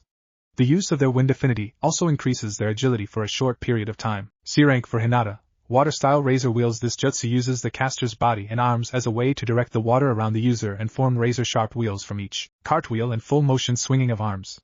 The jutsu power depends how close the user is to the opponent, and weakens how far away they are from their opponent as well. C rank for Haku. Water style. Icicle waves. The jutsu combines the user wind affinity to cause small rushing of water and then freezing the water into ice while said ice spikes up from the ground. Slow moving jutsu and not so powerful against fast opponents, but when used being surrounded. Then the caster can create a 360 icicle spikes around them. Uses up more chakra this way, caution is advised. Though there was a downside, Ino couldn't learn any of the jutsu that were listed, since her element affinity hasn't shown itself yet from the chakra papers, meaning that for now she is a genjutsu ninja or a medic ninja. Feeling a little downcasted, Ino then snapped her fingers and asked if there were any kunai technique in the scroll for poison, or any other means to use chakra. Nodding and understanding, Mia looked a bit deeper into the scroll and couldn't find much for Ino taste except for some kenjutsu skills. Which Ino asked what does kenjutsu mean. Seeing the confusion on Ino's face, Mia smiled and started explaining to Ino that kenjutsu or sword techniques are those for ninjas who specializes in sword play and are very well indulged into the way of the swords. She then explained to the 4 young ninjas that she uses some kenjutsu in her time during Umbu missions, but the only use for it is to channel her very low knowledge and use of wind styles. Which the only wind style she knows is wind scythe jutsu and air bullet, though it takes a lot more chakra for her to use wind styles since that is her second affinity. Her main affinity is water style. Seeing the way Ino's eyes were shining made her sweat drop a bit, then explained to Ino if she wants to get into kenjutsu she would have to find a blade that would be best suited for her body and stances that was giving in the scroll, so for now she wants Ino to perfect her clan jutsu and her body reflexes to their fullest. With a determined nod and promise that she will work hard to find a blade for herself, she will do her best. Same went for the others. Alright then, now before any of you tackle these jutsu I want you to practice water walking, okay? She announced, getting a confused look by Hinata and Naruto while nods from Ino and Haku. Chuckling to herself, she then asked Haku and Ino to help and teach the two how to use this chakra practice. Is that alright with you two? Yup, don't worry Mia-sensei. Hinata and I will get this done with no problem, Naruto announced with a fist thrust towards the sensei, who shook her head and fist thrust back and, connecting with his. Then explained to Naruto and Hinata that they might not get the practice done right away at first, but with some time into it they will complete it. With that she left it to Haku and Ino's hands now while she went to find Sho and get him to help her study up more on the Uzumaki scroll for Naruto to be able to learn more of his clan jutsu. Then he will become a well-known Uzumaki ninja in the Land of Fire. Now it was just the girls and Naruto there, all taking the time to look at the paper notes that Mia-sensei gave each one of them just in case they forgotten what jutsu they were practicing in. Only to find a huge bold word saying, "Finish the water walking before you even dare think of taking these jutsus," which they all sweat drop at this and chuckle nervously to each other, and began their training. Heading towards the lake, Naruto and Hinata started to panic when they saw that both of the girls in front were undressing, Naruto quickly covering his eyes. What the hell are you two doing? If you're going to change into your swimsuits then do it behind a bush or something, he yelled up to them, which after the girls took their shirts off to reveal bikinis underneath the shirts they blink in Naruto's direction along with Hinata, who just stood there dumbfounded and gave a little nervous sigh of relief, relieved that the girls weren't going to do anything drastic. Hell, why Naruto, did you wanted to see these two beautiful girls naked or something? Ino teased, causing Haku to blush badly and covered up her chest even though she didn't need to. She looked shyly towards Naruto, who was now shaking and trembling. She then leered at Ino with a small scowl. Ino, that was really uncalled for. Don't worry Naruto-kun, we had bikinis underneath our clothing just for the occasion, she said with slight shake in her voice, continuing to take the rest of her cloth off, showing that she was wearing a normal light blue 2-piece bikini, to which Ino just absently waved her hand, non-coherently waving off the threat Haku was giving off. Yeah Naruto, you can open your eyes, it's safe, don't worry, she announced to the embarrassed boy, who slowly moved his hands away from his eyes and then let out a sigh of relief, now seeing that they were right. Ino was wearing what looked like a black 2-piece bikini that reaches down near her stomach and cuts from there. Ino faced the two teens that were still dressed and then placed her hands on her hips while leaning forward a bit. Well, aren't you two going to get into your swimsuits too? She asked, getting a blush from Hinata, who decided that the ground was more interest, while Naruto tilted his head a bit, twitching his ears in confusion. Then opened his mouth in an O fashion, quickly getting into nothing but his boxers, causing all the girls to blush from the slight muscles he had gained from training. Not Hercules muscles, nor muscles that made him out of place, just a very slim fit body. Hinata was a darker shade of red than the others.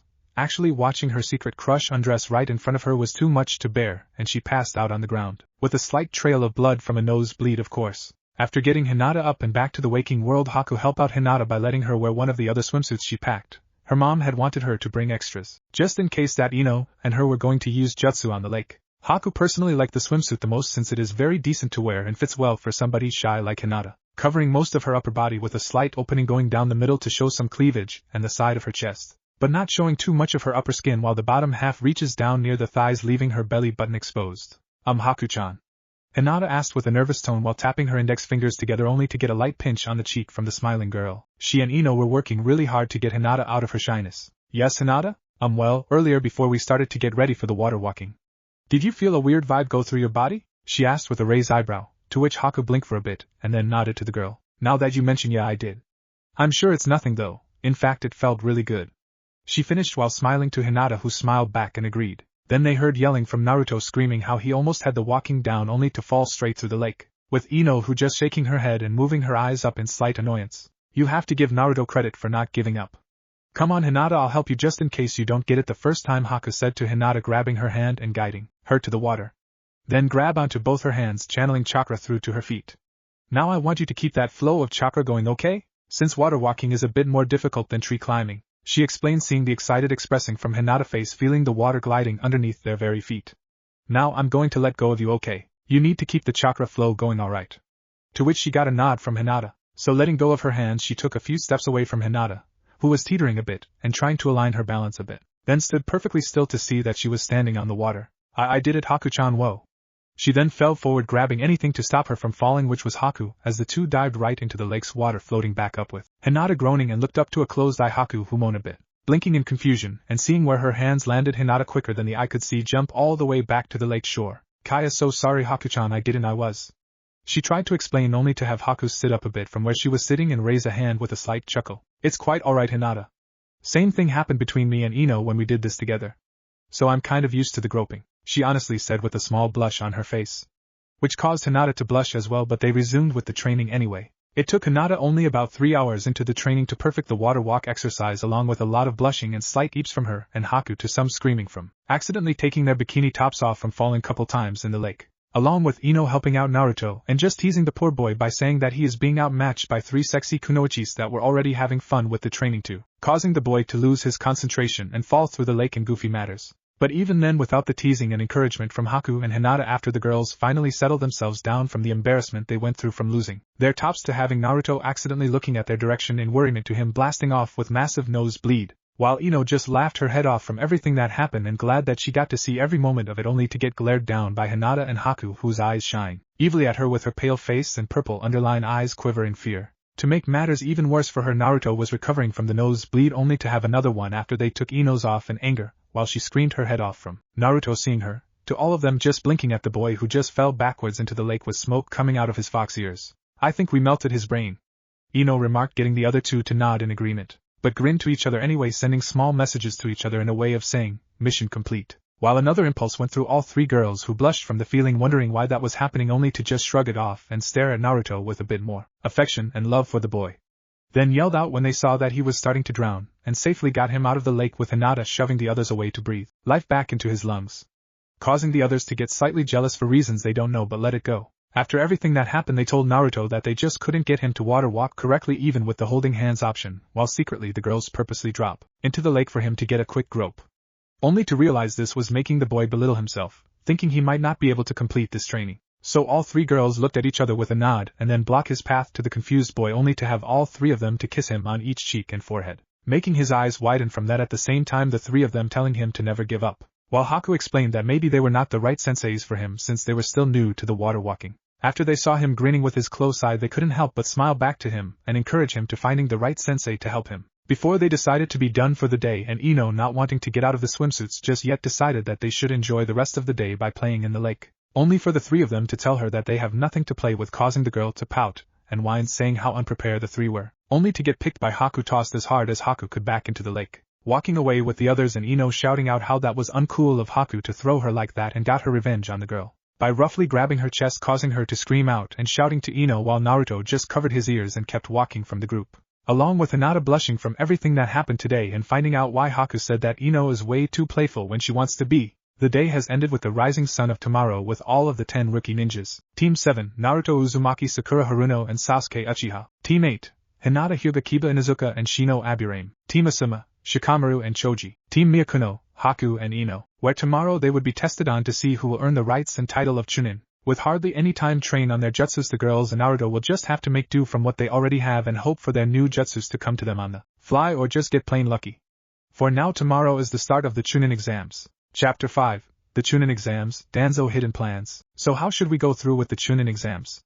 Naruto asked, to either Sakura or Sasuke, hoping to at least get one of them to be nice to him. Plus he has no idea how the proctors will react to his sudden fox ears. Oh well, seeing how everyone else feel about the ears, he might get lucky with them and not get killed on the spot. Yeah, wishful thinking. You have to be blind as a bat to not notice the fox ears.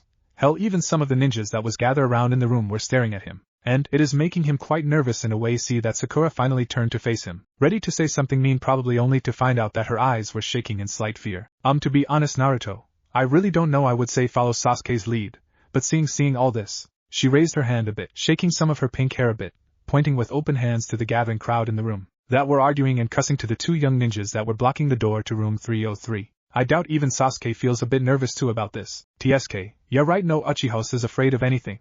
They're just a bunch of weak BS dash. Before he could finish that sentence, both Naruto and Sakura covered his mouth with wide eyes, preventing him from angering the other ninjas here, who all were looking towards them with high-level kill intent at their directions, causing Naruto and Sakura to chuckle nervously towards them, trying to keep a squirming Sasuke from breaking free, or making anything worse for them. Especially if that Gaara kid was here. He was a scary person when Sakura and Naruto met up with him, when Konohamaru and his squad wanted him to play ninjas with them. After Konohamaru turned the corner, he ran into Kankuro, who was wearing what looked like a cat suit, with makeup on his face. For the last time, it's war paint, shouted Kankuro, who was on the other side of the crowd from Naruto, Sakura and Sasuke.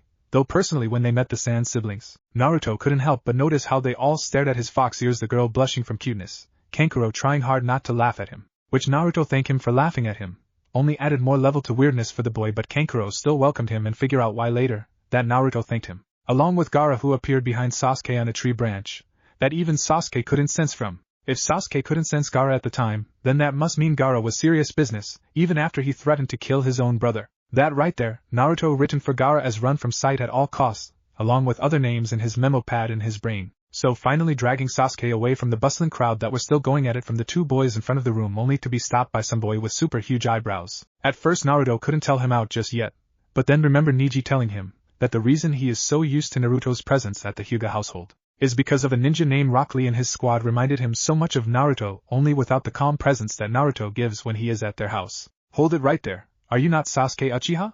He asked, with his arm out forward and hand facing up towards the ceiling, finally breaking free from Sakura and Naruto's grip, at the same shoving Naruto into a trash bin that had a slight broken glass sticking out. Thankfully though, Sakura saved him before it could cut him. Blinking in confusion, he stared at Sakura with belittlement of the sudden rescued.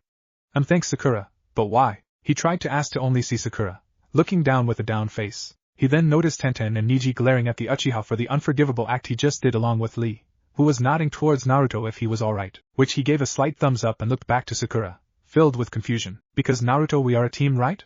I know we haven't been agreeing on things for the past couple of months, which I am still going to be rooting for Sasuke, don't get me wrong, but, like Kakashi-sensei said before we signed the papers, we are a team and that we should start acting more like one, she said, rubbing the side of her arms. Naruto just could not believe it.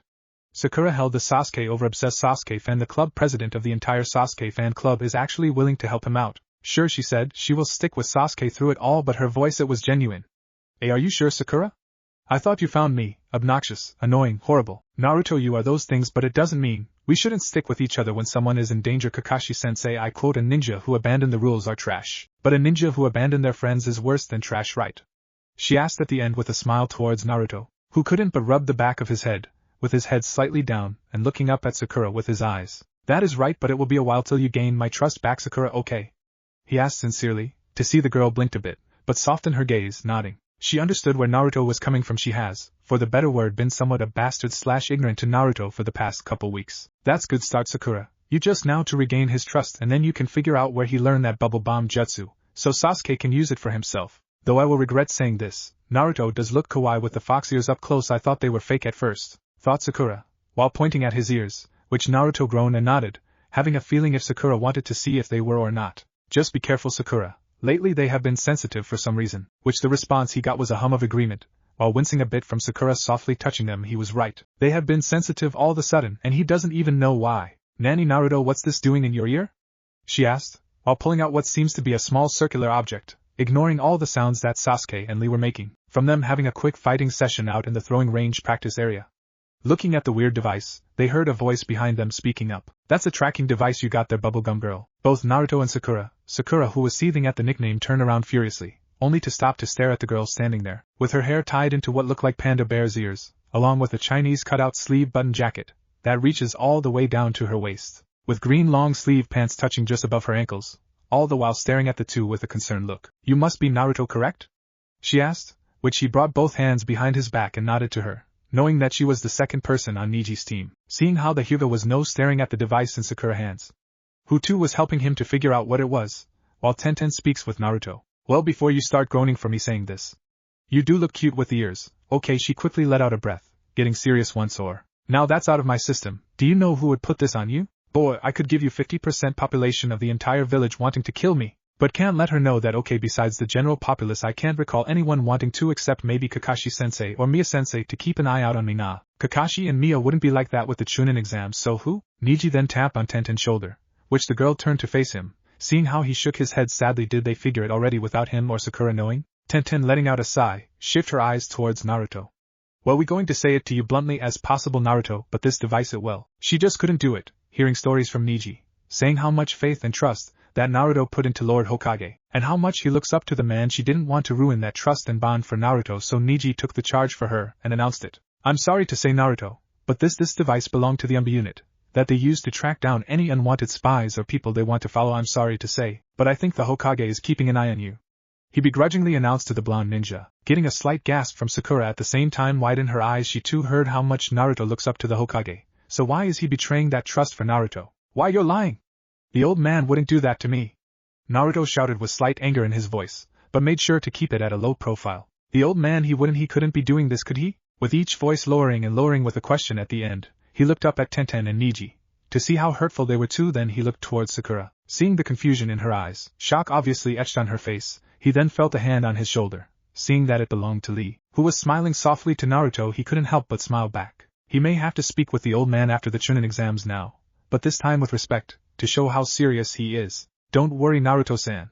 I'm sure this unyouthfulness of Lord Hokage is just his way of showing his youthful kindness to keep a watch on ya. Lee shouted at the end, teeth shining, just made Naruto paled and shiver. On second thought, no holding back when I do speak with the old man, that was just too creepy as hell to even watch. After that was all done and over with, along with Niji and Tenten encouraging Naruto to keep going, left with the Team 7 towards the room they were supposed to enter, with a very crouched Sasuke sending death glares to Lee and to Naruto also. Heh, I guess the bastard is still sore about my bubble bomb jutsu breaking his fireball jutsu. Don't worry, Sasuke duck, but you're going to see more awesomeness from Uzumaki Naruto later in the exams. Well, what do you know? If it isn't Naruto, I was wondering when you will get here, shouted a voice behind Naruto, and Team 7 turning around, he couldn't be any happier to see some of his friends walking through the doors, along with a small wave from Hinata's blushing smiling face, in which Naruto returned the gesture back and earning more grins from his friend Kiba. The boy was wearing what looked out a very thick gray jacket, with the hood having slight fur at the top, with gray jeans going down below his calves, then squint his eyes a bit, then smiled at the little puppy that was inside the jacket barking hello to the boy. Next to Kiba was none other than Shino Aburame, seeing that he was still wearing the oversized white coat, with the turtleneck going just above his mouth and nose, with sunglasses staring at the boy, hiding any real facial expressions from the world, nodding towards the blonde ninja, letting his presence known to the blonde and saying in his way, I see you too, Naruto. So Naruto, I thought Hinata was kidding about the fox ears at first, but seeing them in person I have to say, it fits ya, Kiba taunted / said with honesty, causing the blonde ninja to just chuckle along with him. Yeah, now my only problem is that they are permeated and I can't seem to turn them off. But not to worry, I have Miya-sensei look into the jutsu for me and will tell me what she found, after the exams are over. He beamed while giving a thumb up to Kiba, who smiled back. What a drag, you're noisy as ever, Naruto, so don't ever change that, said the laziest ninja on the planet. Shikamaru Nara, a longtime friend of Naruto Uzumaki when they were little, beside him who was eating bags of chips is his and Shikamaru's friend, Choji Akamichi. Hey there, Naruto, I was hoping you would make it, he said, with a mouth of chips at the same time, grabbing another handful to his mouth. Hey, of course, Choji. Nothing can stop my awesomeness. He beamed out to the boy, which earned him a smile while offering him the last piece of chip. Were you sure about this, Choji? I mean, it is your last piece of chip?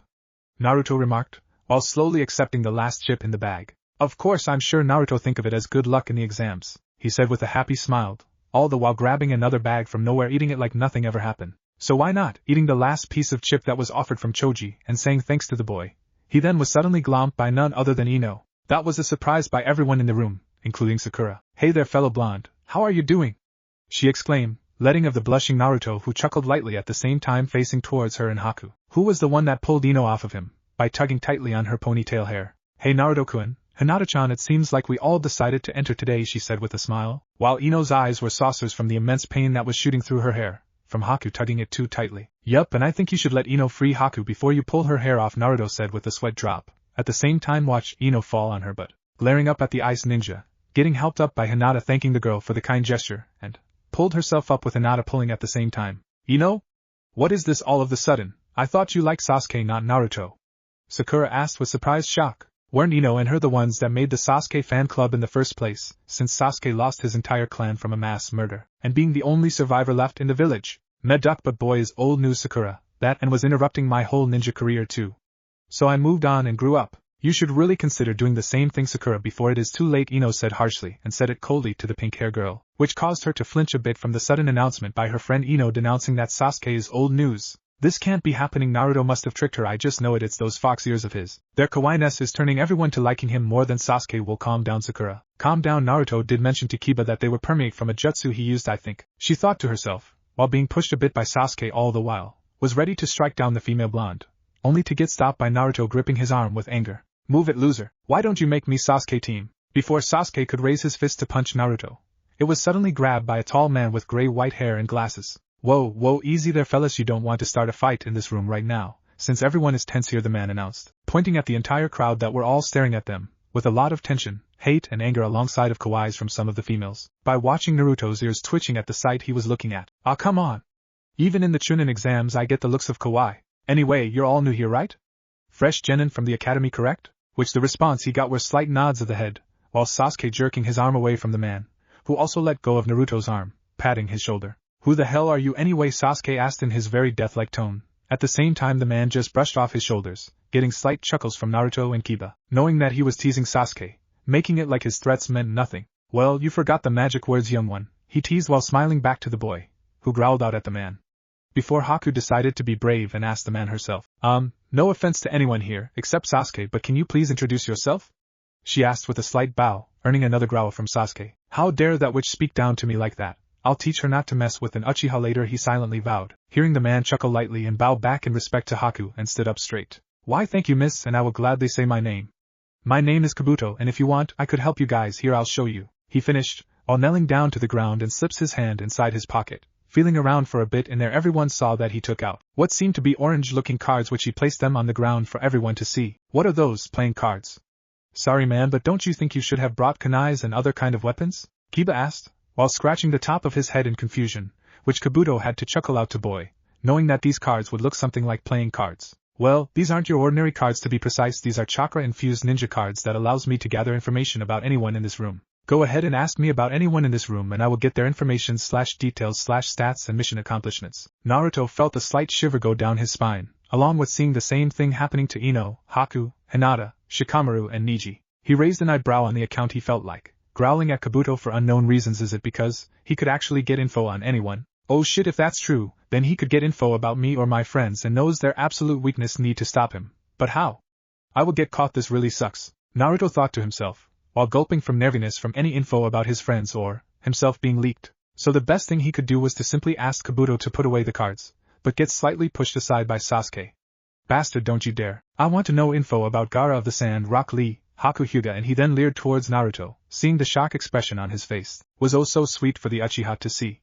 And Naruto. Everyone widened their eyes from Sasuke asking about his own teammate. Shikamaru even leered towards the boy along with Neji, who did the same thing. Kabuto looking up to Sasuke in a bit confusion of why he wanted to know about the blonde ninja's info, then just shrugged his shoulders and decided to play along. By grabbing 4 different cards, placing on hand on one of the cards, he then suddenly announced with a bored tone. You already know their names, that's no fun, oh well. First up, Gaara of the Sand, let's see, it says here after he infused it with chakra and flip over the card. It showed a face of Gaara's emotionless expression staring back.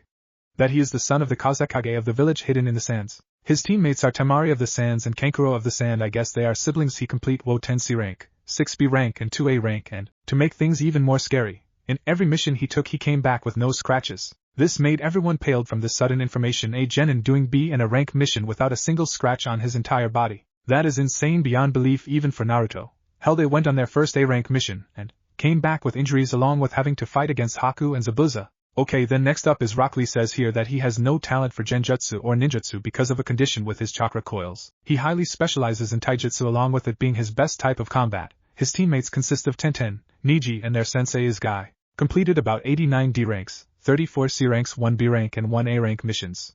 Pretty balanced team if you asked me, and a hell lot of trouble too. If I am reading this correctly, their teamwork is absolute the best in the entire genin teams from last year along with each of them covering their blind spots. Niji covering for Lee's lack of ninjutsu and genjutsu with his Byakugan and Juken. I wonder if what they say is true about the Byakugan seeing through people's cloths? But I'll look into it later. Tenten covers the team for their lack of long-range attacks, while Lee's incredible speed prevents the enemy from getting in close to her. He amused himself by reading all this from just one team, so he listed them as avoid much as possible, or at least get a surprise attack on them. Flipping the next card, that will hold Haku's information, which he figured was the girl who bowed to him earlier, and noticing how on edge she was. Okay, Haku Hyuga. She is adopted by a Hyuga named Mia.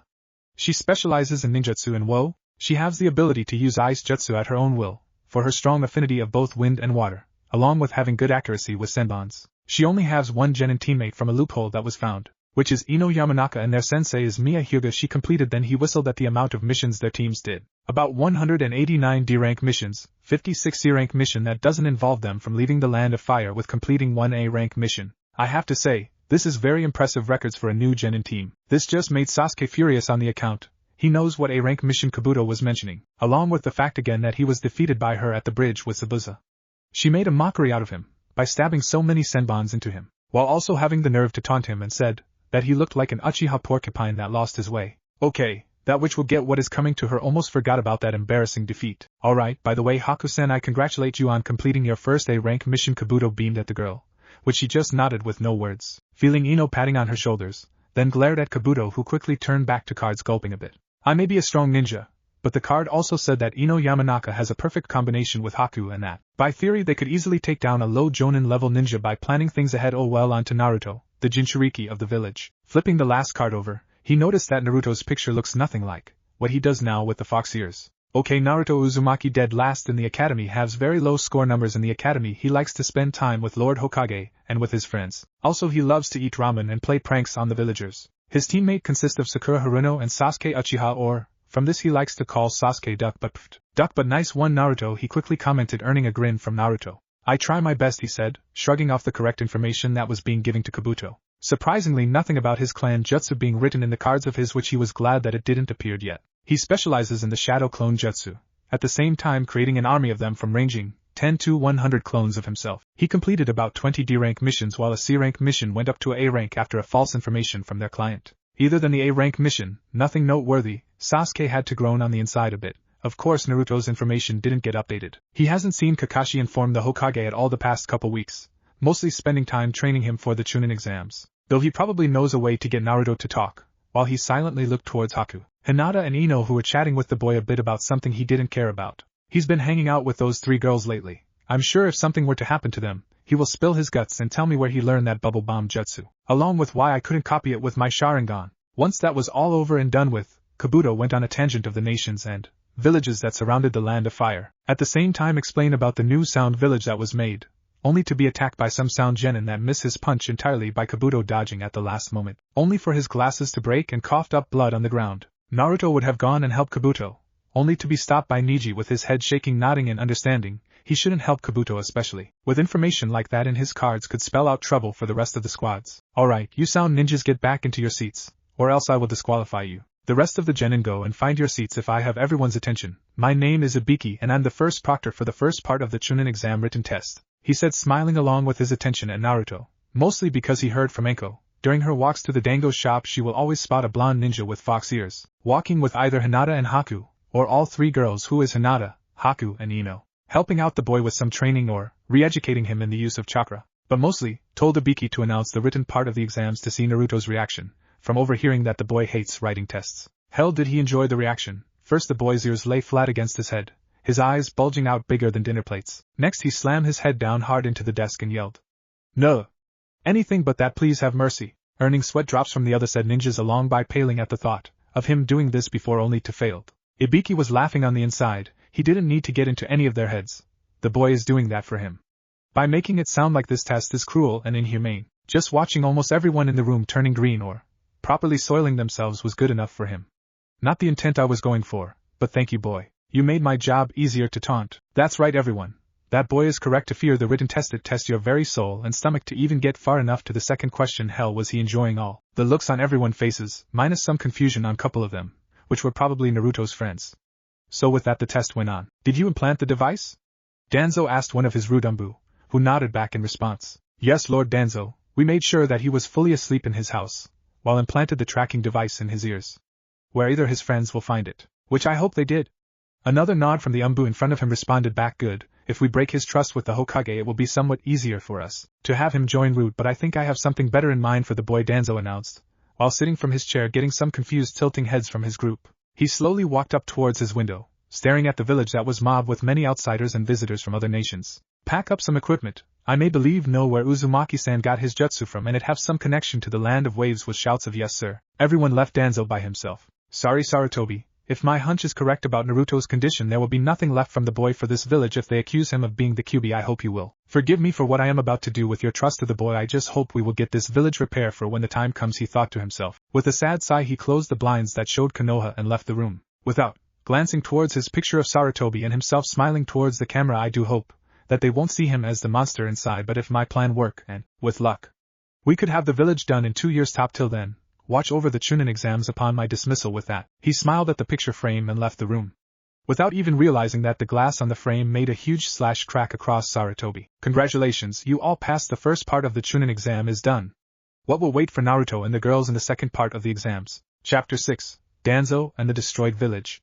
Orochimaru the Immortal Snake, arriving at the newly made bridge that is leading towards the land of waves, Danzo couldn't help but chuckle for the name that was given to the bridge. The Great Naruto Bridge, for the ninja who brought hope back to the village, he mused to himself, tracing his hands over the name plate. Chuckling to himself, remembering all the time Sarutobi and himself did the same thing with villages outside of Konoha. Hell, they even put money to this one village that really needed it, called the Land of Hot Springs and Spas, using only about 50,000 ryo to rebuild some of the falling buildings and destroyed shacks, to only discovering that there was a hidden cavern underneath the shack that lead towards a secret underground hot springs. Till even now, both Sarutobi and Danzo still achieve the title of spa specialist, even if it was by complete accident that they found the said springs. After getting out of his memory and train of thought, he continued walking towards the now furnished and prosperous village. Wooden broken down buildings were now replaced with furnished carpeted rugs, chimes hanging from store windows, newly made windows to replace the old broken ones, children running and playing happily, the villagers shouting and yelling their prices out to the populace, at reasonable price too. All this from Team 7 and Team Myakuno's assisting in ruining Gato's hold of the village and bringing peace and hope once more. Now he just needs to find the client of said mission, to get what he came for done, along with getting back in time for the third part of the Chunin exams. With his root Umbu secretly getting info from the village, he has set his eyes on some promising ninjas that could really benefit for the future for Konoha. One of them, of course, is Naruto Uzumaki. The blonde ninja is now also growing on the man. He reminded him of so much like the fourth Hokage, that it wasn't even funny, especially that guts and drive, to never giving up his dreams or friends. Then there was the heiress, Hinata Hyuga. He was no fool when he sees great ninjas in the making. Hinata may have been self-conscious of herself and skills, along with being shy, but deep down, he knows there is a fierce lioness awaiting to burst out and show the world that she is no mere weakling. Also, who knows what combination the young girl will make with Uzumaki-san. The list of ninjas is a long one, but the most he is really disappointed in was Sasuke Uchiha. The brat was spoiled, arrogant, too much of amo and loose cannon. He cares for only one thing, and that is revenge against his brother Itachi Uchiha. Ah well, he will deal with Sasuke after the exams. Right now he has more important and secret matters to attend to. Walking in one of the shops, moving the hanging paper away, he saw a man, smiling and giving groceries to one of his customer, and watched them leave. Welcome, how may I help you, sir? The man asked, blinking at Danzo for the many bandages that cover half his face. I hope you can. For you see I'm from Konoha, and 1 month ago, we sent 2 teams here by Team 7 and Team Myakuno? Then Danzo opened his eyes a bit in shock, seeing the man chuckle a bit along with saying, well then, if you happen to see Naruto, along with Team Myakuno, can you thank them for me? You see, Naruto came to my shop and bought as many food he could for Tazuna family, along with spending a lot of money. Even though the price was low, I was really surprised to see him go out of the way just to give this village some money. He laughed a bit, while starting to clean his counter, earning a smile from Danzo. Then Team Myakuno came couple weeks later and saved my store by Gato's thugs, who wanted to trash the place and steal the money. If it wasn't for their sensei's quick reflexes for submission them into the ground, I would have been killed, he exclaimed while looking up to the bandaged man, showing how sincere he was for the help. Now you said you're looking for Tazuna? Well then, all you have to do is continue on this road, then make a slight right past the carpenter building. From there you should be entering a small grove forest that will lead you to his house, he explained, seeing Danzo nodding and following all the directions and details that were given to him, turning back to the store clerk with a nod and smile. Thank you, and I will give Naruto and Team Myakuno your thanks. Till then, hope your business goes well, he finished while bowing down to the store clerk. In return bowed back and left the store to continue his trek to find Tazuna. After some time traveling he managed to reach to the home along with greeting Tazuna and his family. He couldn't believe how much praise he put into Naruto, Kakashi and the backup team that helped them out so much in their time of need. After getting done with the story of how Sasuke kicked Naruto out the window, this would be the best time for anything to ask. Sitting down the teacup onto the table, and folding his hands together, he then asked, if I may ask Tazuna, during the squabble with Uchiha and Uzumaki, have you seen where Naruto has fled? Tazuna hummed to himself, sitting down the whiskey bottle on the table and thought it through. Now that you mention it, Mia and Haku said he ran north from the house. After getting spit and kicked from Sakura, I'm surprised the boy's emotions were still intact. After coming back to aid his team then again, he had many friends worry about him. Any reason you may want to know? He questioned with a raised eyebrow. Knowing how protective Kakashi and Mia were with Naruto, from just being next to the boy, they gave off very big threat notes, of do anything to harm Naruto, you will have to answer to me kind of feel. Well, I heard vaguely in his mission reports, that he used an unknown jutsu that he acquired, right before the fight with Zabuza and a mind control haku. At the same time the date and time of his return matches with the time zone of his disappearance, he said, bringing a hand up to his chin. Along with Tazuna nodding, then spark an interesting theory to Tazuna. Hey, this might sound crazy, but if I recall correctly and if memory serves me right, there is this abandoned destroyed village not too far from my house you think that have something to do with Naruto's return? He wondered, getting a wide-eyed Danzo response. I never heard of an abandoned village residing close to this village. Well, why not? The taste of adventure awaits for anyone. It might have connections. If you don't mind, Tazuna, if you could lead the way to said village? He asked with a smile and getting up, by pushing against his cane, along with Tazuna nodding with his own smile, and lead the way to the place that Naruto probably disappeared from. The pathway to the village was indeed a bit winded and treacherous. There were a couple of times where Danzo unit had to grab him or Tazuna from slipping of the muddy mountainside, giving both the idea that Naruto must have fell from there, and somehow finding the village with luck, jumping from small flat of oval rocks that acted like stairways. Both Danzo and Tazuna carefully timed each jump, along with grabbing onto some of the trees that stand tall and mighty, to having some branches breaking from their feet with each step they make. Finally reaching to the bottom of the path, they were surprised to see a huge arc-like gate, tilted downward a bit, with green moss covering most of the words on the top, but they could clearly make out some handprints that belonged to probably Naruto, with the words of Uzumaki written on the sign. Well, it's still here after all these years. So exactly, then stop in mid-sentence, seeing that Danzo was very quiet, even showing some slight shaking from his hands. Raising an eyebrow, he watched quietly at Danzo, who glided his hand around the arc gates, as he walked slowly in the village. Following him inside, Tazuna was started to get the feeling that Konoha and this village were probably once allies, so without any second thoughts, Tazuna grabbed his straw hat and laid it against where his heat is, along with Danzo clasping his hands together, as they give prayers to the people of the village, who lost their lives from the many wars they went through. Once they were done for the prayer and paying respects, Danzo silently walked up to a brown dirty covered doll. He lifted up from the ground and just examined it slowly. War is such a terrible thing, wouldn't you agree, Tazuna? He suddenly asked, getting a small yeah from the man, staring all around the destruction for the village. Naruto is probably the last Uzumaki from this village. This caused Tazuna to widen his eyes and quickly stare at Danzo with shock.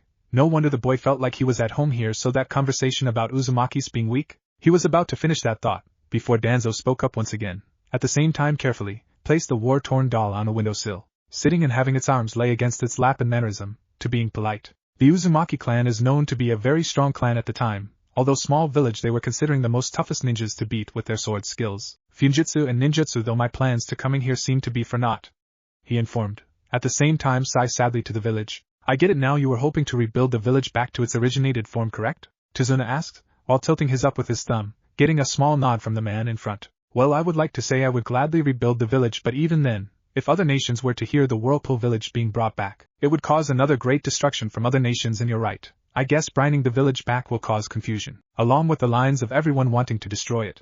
Plus, your village might get in the way too. Sorry for troubling you, Tazuna, he said apologetically to Tazuna, who just waved it off with a smile and chuckle. Hey, you shouldn't be feeling sorry. You wanted Naruto's old heritage back to fruition, to show the boy that the Uzumaki clan were once a vibrant village. I can respect that from a man. Now come on, let me get you some whiskey and discuss some topics. This place is getting a bit eerie, if you know what I mean, he joked at the end, along with Danzo joining in on him, and took up his offer. He may not have the general idea to bring back the village, but his theory of Naruto having the Uzumaki scroll have been confirmed in his own eyes, even if he didn't had to search for it. But surely one day, the Uzumaki will come back stronger and better than ever. Don't fail on our expectations, Naruto. Okay, things aren't shaping up like he had hoped for. First, he gets captured by enemy ninja right after Anko the second proctor announced them to start, with them only getting a few feet or miles, or whatever the distance is from the starting gate. Was he already gotten capture, for a threat to hand over their scroll to the ninja group? Be damned that Sasuke didn't bother to help save him, only to taunting the enemy group for to kill Naruto. Of course, Sasuke knew it was a shadow clone of Naruto, but hell, He still could have showed some compassion to the blonde ninja and his safety, right? Now they gotten into some more enemy traps and ended up using up more chakra and stamina by wasting time. From fleeing ninjas that were doing a hit and run tactic only to find out that they did not have the scroll they needed, along with Sasuke heartlessly killing them. This led him and Naruto to argue over the fact that Sasuke just killed ninjas for no reason, even when said ninja were from the Leaf Village. Are you really that stupid, Naruto? They're the enemy here. The forest death is to kill or be killed, and for that matter I would rather stay alive and diminish the competition best as possible. Now come on. We need to find the Heaven Scroll, Sasuke announced, and yelled at the blonde ninja. What gotten into that asshole? He is becoming more and more violent than ever. Hell do I care, I will make sure he won't kill any more Leaf Villager or my friends. He then suddenly jerked to his right.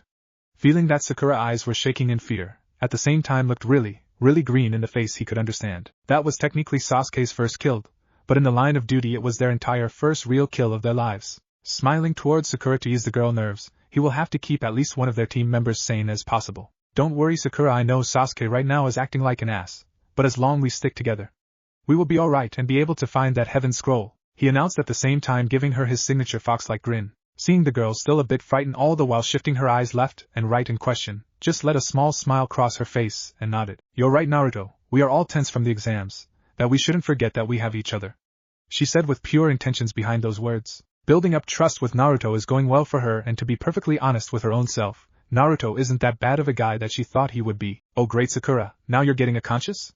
Get a hold of yourself, just become friends with Naruto, learn where he got that jutsu from and then give whatever scroll he has to Sasuke with no problem. Or she would have continued that thought, only to have Sasuke shout out to them to watch out, which Naruto quickly shoved Sakura away, causing her to land or crash land into a large tree branch, as she quickly looked up in fear of seeing Naruto getting a full blunt attack of the wind jutsu that was fired from somewhere. Naruto! She screamed out his name, seeing that the jutsu was strong enough to destroy and break open even the most largest of trees in half, causing them to create large booming noises. Turning her head in Sasuke's direction, after hearing what sounded like a female laughter echoing throughout the forest. Coo, well now that ninja's out of the way, I am left with two little chicks from the hen house, the voiced echo, with Sasuke moving back from slight fear. Seeing a woman started morphing out from the inside of the branch he was standing on, staring hungrily at Sasuke. What's the matter Sasuke-kun? Going to soil yourself after seeing something simple as a mold jutsu? The woman taunted, causing Sasuke to shake even more along with feeling very high level ki that was oozing out from the said woman. Wow, what gives? My body, it won't move no matter what I tell it to do, it won't fragging move, he thought to himself, watching the woman slowly approach him, still staring hungrily at him. Chuckling darkly and enjoying the fear that was rolling off from the boy. Oh my, is this what all Uchihas have become recently? Nothing but scared little ducklings who lost their mommy and want to cry out for them? She chuckled, then quickly ducked from a fireball jutsu that Sasuke let out, to blink at the charging Uchiha who was enraged. Don't you dare call me a duckling again!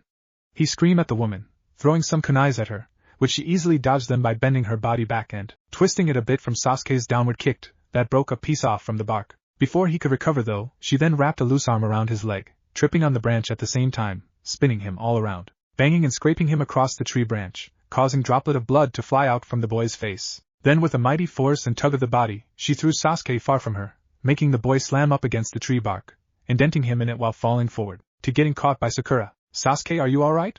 She asked the boy, who was coughing up blood from his mouth, staining the very ground they were standing on. Then both of them looked up, towards the approaching woman, who then leaped forward, slithering towards the two kids with incredible speed, Sakura trying to defend themselves by pulling out a kunai, only to get thwack in the face by her fist punching Sakura across the cheek, followed by Sasuke, who went flying from a powerful kick in the stomach, causing the two kids to bounce off the ground. How pathetic, I was expecting more of a challenge from the last remaining Uchiha, but I guess he still hasn't hatched from his egg, she taunted, only to get blasted by a flying phoenix flower jutsu that exploded with each contact that landed on her, sending her flying, along with multiple exploding kunais from her left, that Sakura threw after recovering from her flight.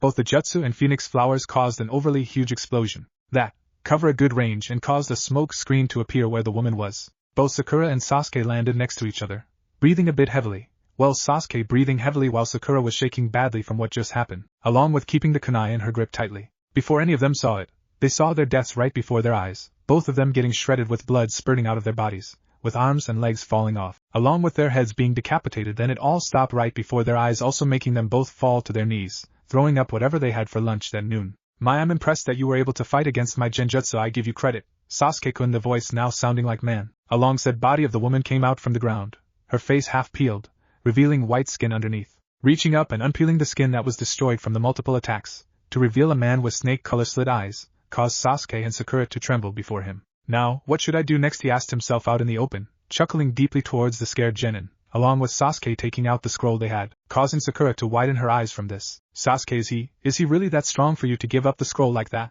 She thought to herself, questioning if she should stop Sasuke from giving up their only scroll. Here, take it. Now go and leave us alone, Sasuke announced, with fear in his voice, only to widen his eyes for the man. Just increase his laughter tenfold at the same time, looking up into the sky. Well, take it. Calming down his laughter and resting couple fingers on his forehead, tapping them and shaking at the same time. You know, Sasuke, I didn't come here for the stupid scroll. I came here to get you, he shouted while causing everyone to widen their eyes, at the same time Sakura turning green a bit. Now hold still so I can give you a going-away gift. He then stretched out his neck that looked very unnatural to their eyes, shooting forward with his mouth wide open and ready to bite down on Sasuke. Wind-style crescent slash! Shouted Naruto, who was flip-kicking downward, sending huge blades of winds towards the outstretched man. The man was getting really close to Sasuke, only to get blown away from the boy, by getting pounded by different sets of wind blades that cut his neck open. For Naruto to land right in front of Sasuke and Sakura, breathing a bit heavily from using the jutsu, he turned his head around to stare at his teammates. Are you two okay? He asked them, getting some nods from Sakura and a TSK from Sasuke, but a slight nod from the boy is all he needed. Smiling at them and then getting serious, he turned around with a scowl on his face, to stare at the man who somehow melted into mud, to reappeared couple of feet from where Naruto is standing. Dude, do you have some pedophile gayness going on that you wanted to give Sasuke a hickey? Naruto shouted, causing everyone there to sweat drop from Naruto declaration, at the same time shudder at the idea, only for the man to twitch his eyebrows profusely at the blonde ninja for even saying that. Shut up, boy, what I do with my gifts is none of your business. So you just confirm you're a gay pedophile then? You gross, see what happens when you're wanted, Sasuke? You attract even weirdos, he announced, while jumping away in time from the man's crescent kick. Hey, easy there, I didn't say there was any harm to liking Sasuke like that, Naruto shouted, this time dodging the man's outstretched head that almost head-butted him. Would you shut up, boy? How dare you make fun of me, Orochimaru, one of the three Sanins, he shouted out to the blonde ninja, only to get blasted once more by Naruto's crescent slash jutsu, with the boy karate chopping his hands repeatedly at Orochimaru, while at the same time getting out of the way by some weird snake jutsu that exploded on the tree behind him. Whoa, that was close. This guy just said he is a Sannin, right? Does that mean a Sannin is stronger than Chunin? He thought to himself, then quickly jump off the tree branch from another wave of exploding snakes. But it was a ploy for Naruto to leave himself wide open, widen his eyes in shock from the man ready to stab Naruto at the same time, causing Naruto to get sick. Formed the sword coming out of Orochimaru's mouth. Grabbing the handle of the sword, he then moved it forward in order to stab the blonde ninja with it, only to get a kunai bomb to explode between them, sending Naruto flying backwards, along with Sakura grabbing him to land safely, but trip over her own feet, causing the two to grind against the ground. Gah, Sakura, you thanks, he quickly shouted, while getting up slowly, with Sakura who got up to her knees breathing badly. You are welcome, Naruto, sorry about the bomb, the only thing I could look out, she shouted, only for Naruto to get tangled up by Orochimaru's long snake-like tongue.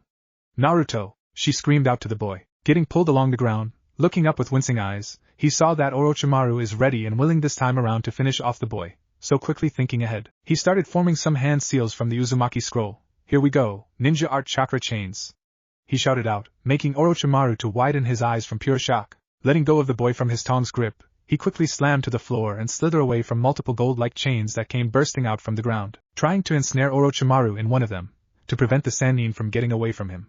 This surprised everyone, including one enraged Uchiha. How the hell is the idiot this strong? I should have that power, not him. Wait. What am I doing? This is my chance to strike Orochimaru down. If I kill him a Sannin, then that would make me a very strong ninja, Sasuke shouted, while moving ahead to follow Orochimaru. Naruto, seeing this, cursed out to the idiotic bastard. You idiot, don't get in the way of the chains, I can't cancel them out right away, Naruto shouted, only to be ignored by the Uchiha. Trying his best to keep the chains from grabbing Sasuke was really pointless, since they are very erratic with their directions. What do you mean, Naruto? Sakura asked in panic, seeing some blood pulling down from the boy's mouth and could have swear that his teeth were growing, along with something pushing his pants back. Well, where his she would say a word, but now not that time to be looking there and focus of what Naruto meant. It exactly what I mean, Sakura. This jutsu has zero control for what I've tried perfecting it with Hinata and the others. Once it's released, it won't stop until it grabs somebody and immobilize them, he informed her, while vivid memories of said girls moaning out from the chains rubbing against them, mostly Ino and Hinata, since the chains were trying to grab Haku at the time, who was dodging them pretty well only to get trapped in the corner by the chains. Then Naruto passing out from using too much chakra. If duck-ass boy gets caught in one of these, the gay pedophile will have his way with Sasuke, and I do not want that burn in my head, he shouted, only to charge forward away from Sakura. What are you doing, Naruto? I'm going to confuse the chakra chains into thinking I'm the opponent, he shouted back towards her, while at the same time got punched across the cheek and went through a couple of boulders, from Orochimaru suddenly making a U-turn seething from the boy, still calling him a gay pedophile. Along with cancelling out the chakra chain jutsu that Naruto performed. For the last time, boy, I am not gay. You could have fooled me. Naruto called out behind Orochimaru, sending the snake bastard flying with water-style bubble bomb, fire-style fireball jutsu. Both boys shouted out their best jutsus they had in their disposal, which they succeeded in making direct contact on Orochimaru, causing a huge smokescreen to appear from where he was standing. Both boys were drained from using so much chakra. Sakura, being surprised how Naruto was behind Orochimaru, quickly remembered that Naruto specializes in shadow clones, which means the Naruto Orochimaru attacked was a fake. But how did Naruto get the chance to make a shadow clone? Getting a better look at the boy, seeing how his ears were still twitching and alerting him that danger was still nearby, saw him spit out couple spats of blood from his mouth. She wasn't imaging it. Naruto's teeth has grown longer, making his mouth adjust to the new proportion K9 teeth, along with what looks like couple orange fur coming out from his pants. Wait, he said a jutsu he used caused him to have fox ears. Now seeing him use more different jutsus from whatever he learned them from, are they what causing him to get the fox-like features on his body? Let's see, protruding teeth, fox ears, and if I'm guessing right, a fox tail? Realizing that this jutsu could very well be dangerous for Naruto's health, Sakura shouted out to the boy. Naruto, stop using those jutsu. They're making you turn more into a fox. Before Naruto could even respond to Sakura with panic on his face, Orochimaru came bursting out from the ground, between him and Sasuke, kicking Sasuke away from Naruto along with coiling the squirming blonde ninja. Hey, let me go. I don't want to be your pedophile lover, Naruto shouted, trying to pull the snake away. You bastard, this will teach you to respect me. He then lowered his arms, channeling very dark-like chakra between each fingertip, lifting up Naruto's orange suit, made the boy even more frantic and shouting out to the world to hear. Help me, I'm being violated by a gay person. Would you shut up already, ninja art, 5-pronged seal? He shouted, at the same time slam his fingers into Naruto's stomach, causing the boy lose a lot of breath air, with his body hunched forward a bit, feeling all the jutsu in his body to leave him. Finally uncoiling the boy from his grasp, he just chuckles dark to the slow closing eyes of Naruto. That's a good Jinchuriki, sleep well, by the time you wake up, Sasuke will be different, he whispered to the boy, laughing menacingly to the world, as Naruto's world slowly went black. Don't worry, Hinata, we are almost. Kya, Hinata suddenly screamed, while falling straight to the ground level, along with insects flying underneath the falling writhing girl. The two boys set her down to the ground, with panic etched on Kiba's face, trying his best to get a hold of Hinata's kicking legs. Damn, what wrong with her, Shino? He asked the boy next to him, who managed to get his insect to hold Hinata's arms from punching any of them. Before the boy could give Kiba an answer, he then fixed his glasses a bit. Well, either Hinata is getting a growth spurt, or she is achieving what Naruto has, he informed Kiba, who raised an questioning eyebrow, while being directed towards Shino's pointed finger at Hinata's head, to show them that her once lavender eyes are now the color red, from half-open eyes that Hinata tried to stay awake, along with purple fox-like ears replacing her human ones. Stepping away from the girl, seeing that she put herself asleep from all the thrashing and screaming, Akamaru jumped out from Kiba's coat, started whining to the girl by licking her face and laying up against her. This might be a hunch, but do you think this have? Before Kiba could finish his sentence, Shino nodded to his suspicion. I believe so, which means Uzumaki-san got into a terrible fight and is in danger, or got out from a dangerous situation, Shino commented, seeing the worried look on Kiba's face. Sure, the boy is somewhat rude to Naruto back when they were kids, but he believed that's how rivals should be, but actually hearing from your teammate, saying your friend is in danger and affecting another friend of yours in a way will definitely raise warning flags for yourself. Shaking his head and covering their tracks by jumping up from tree to tree, he shouted down to Shino. Alright then, Shino, we should rest for the day until Hinata wakes up, along with hiding our tracks. Then tomorrow Akamaru and I will track down Naruto's scent, which shouldn't be too much trouble, to see if he's okay, alright? He asked the boy from above, seeing Shino smirk slightly and nodded to Kiba, already liking the plan he came up with, while also helping out with hiding themselves from others, with his bugs flying all around, making sure to cover anything that they've forgotten for tomorrow they will check up on. The boy for Hinata's sake, Ino and Haku, who just got done battling and escaping from couple of rock ninjas that weren't intelligent in the fields, but were deadly to battle up against, but thanks to Team Asuma finding them and explaining to them that it would be best that both teams work together for their lack of a third genin. In the rundown, both teams managed to get the scrolls they wanted and are now heading straight towards the tower that stands tall in the middle of the forest, when suddenly, both Ino and Haku started screaming and thrashing in the same way as Hinata, with them landing nearby a cave that was near a riverbank. Choji and Shikamaru tried their best to figure out what was going on with the girls. Shikamaru, look! Shouted Choji, as he directed Shikamaru's attention to the girls' eyes, that were once blue for Ino and brown for Haku, were replaced with red eyes, along with Ino and Haku's human ears being replaced by fox ears, yellow for Ino and light blue for Haku. What a drag. What do you mean, Shikamaru?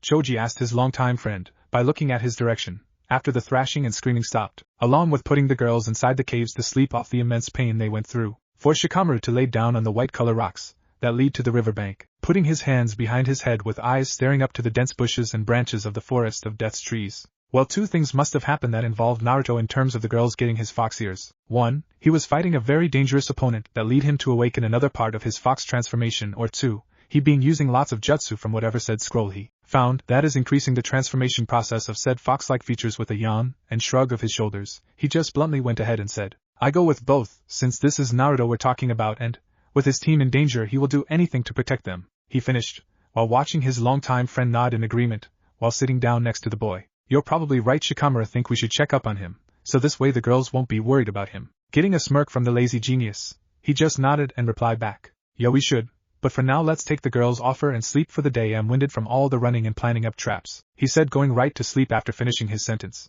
causing Choji to just chuckle and follow right behind his friend advice. For tomorrow, Naruto and the girls are going to be in for a big surprise once they wake up. And what was the enemy ninja purpose of getting Sasuke? What if Naruto has harem with Hinata/FemHaku/Ino Chunin exams?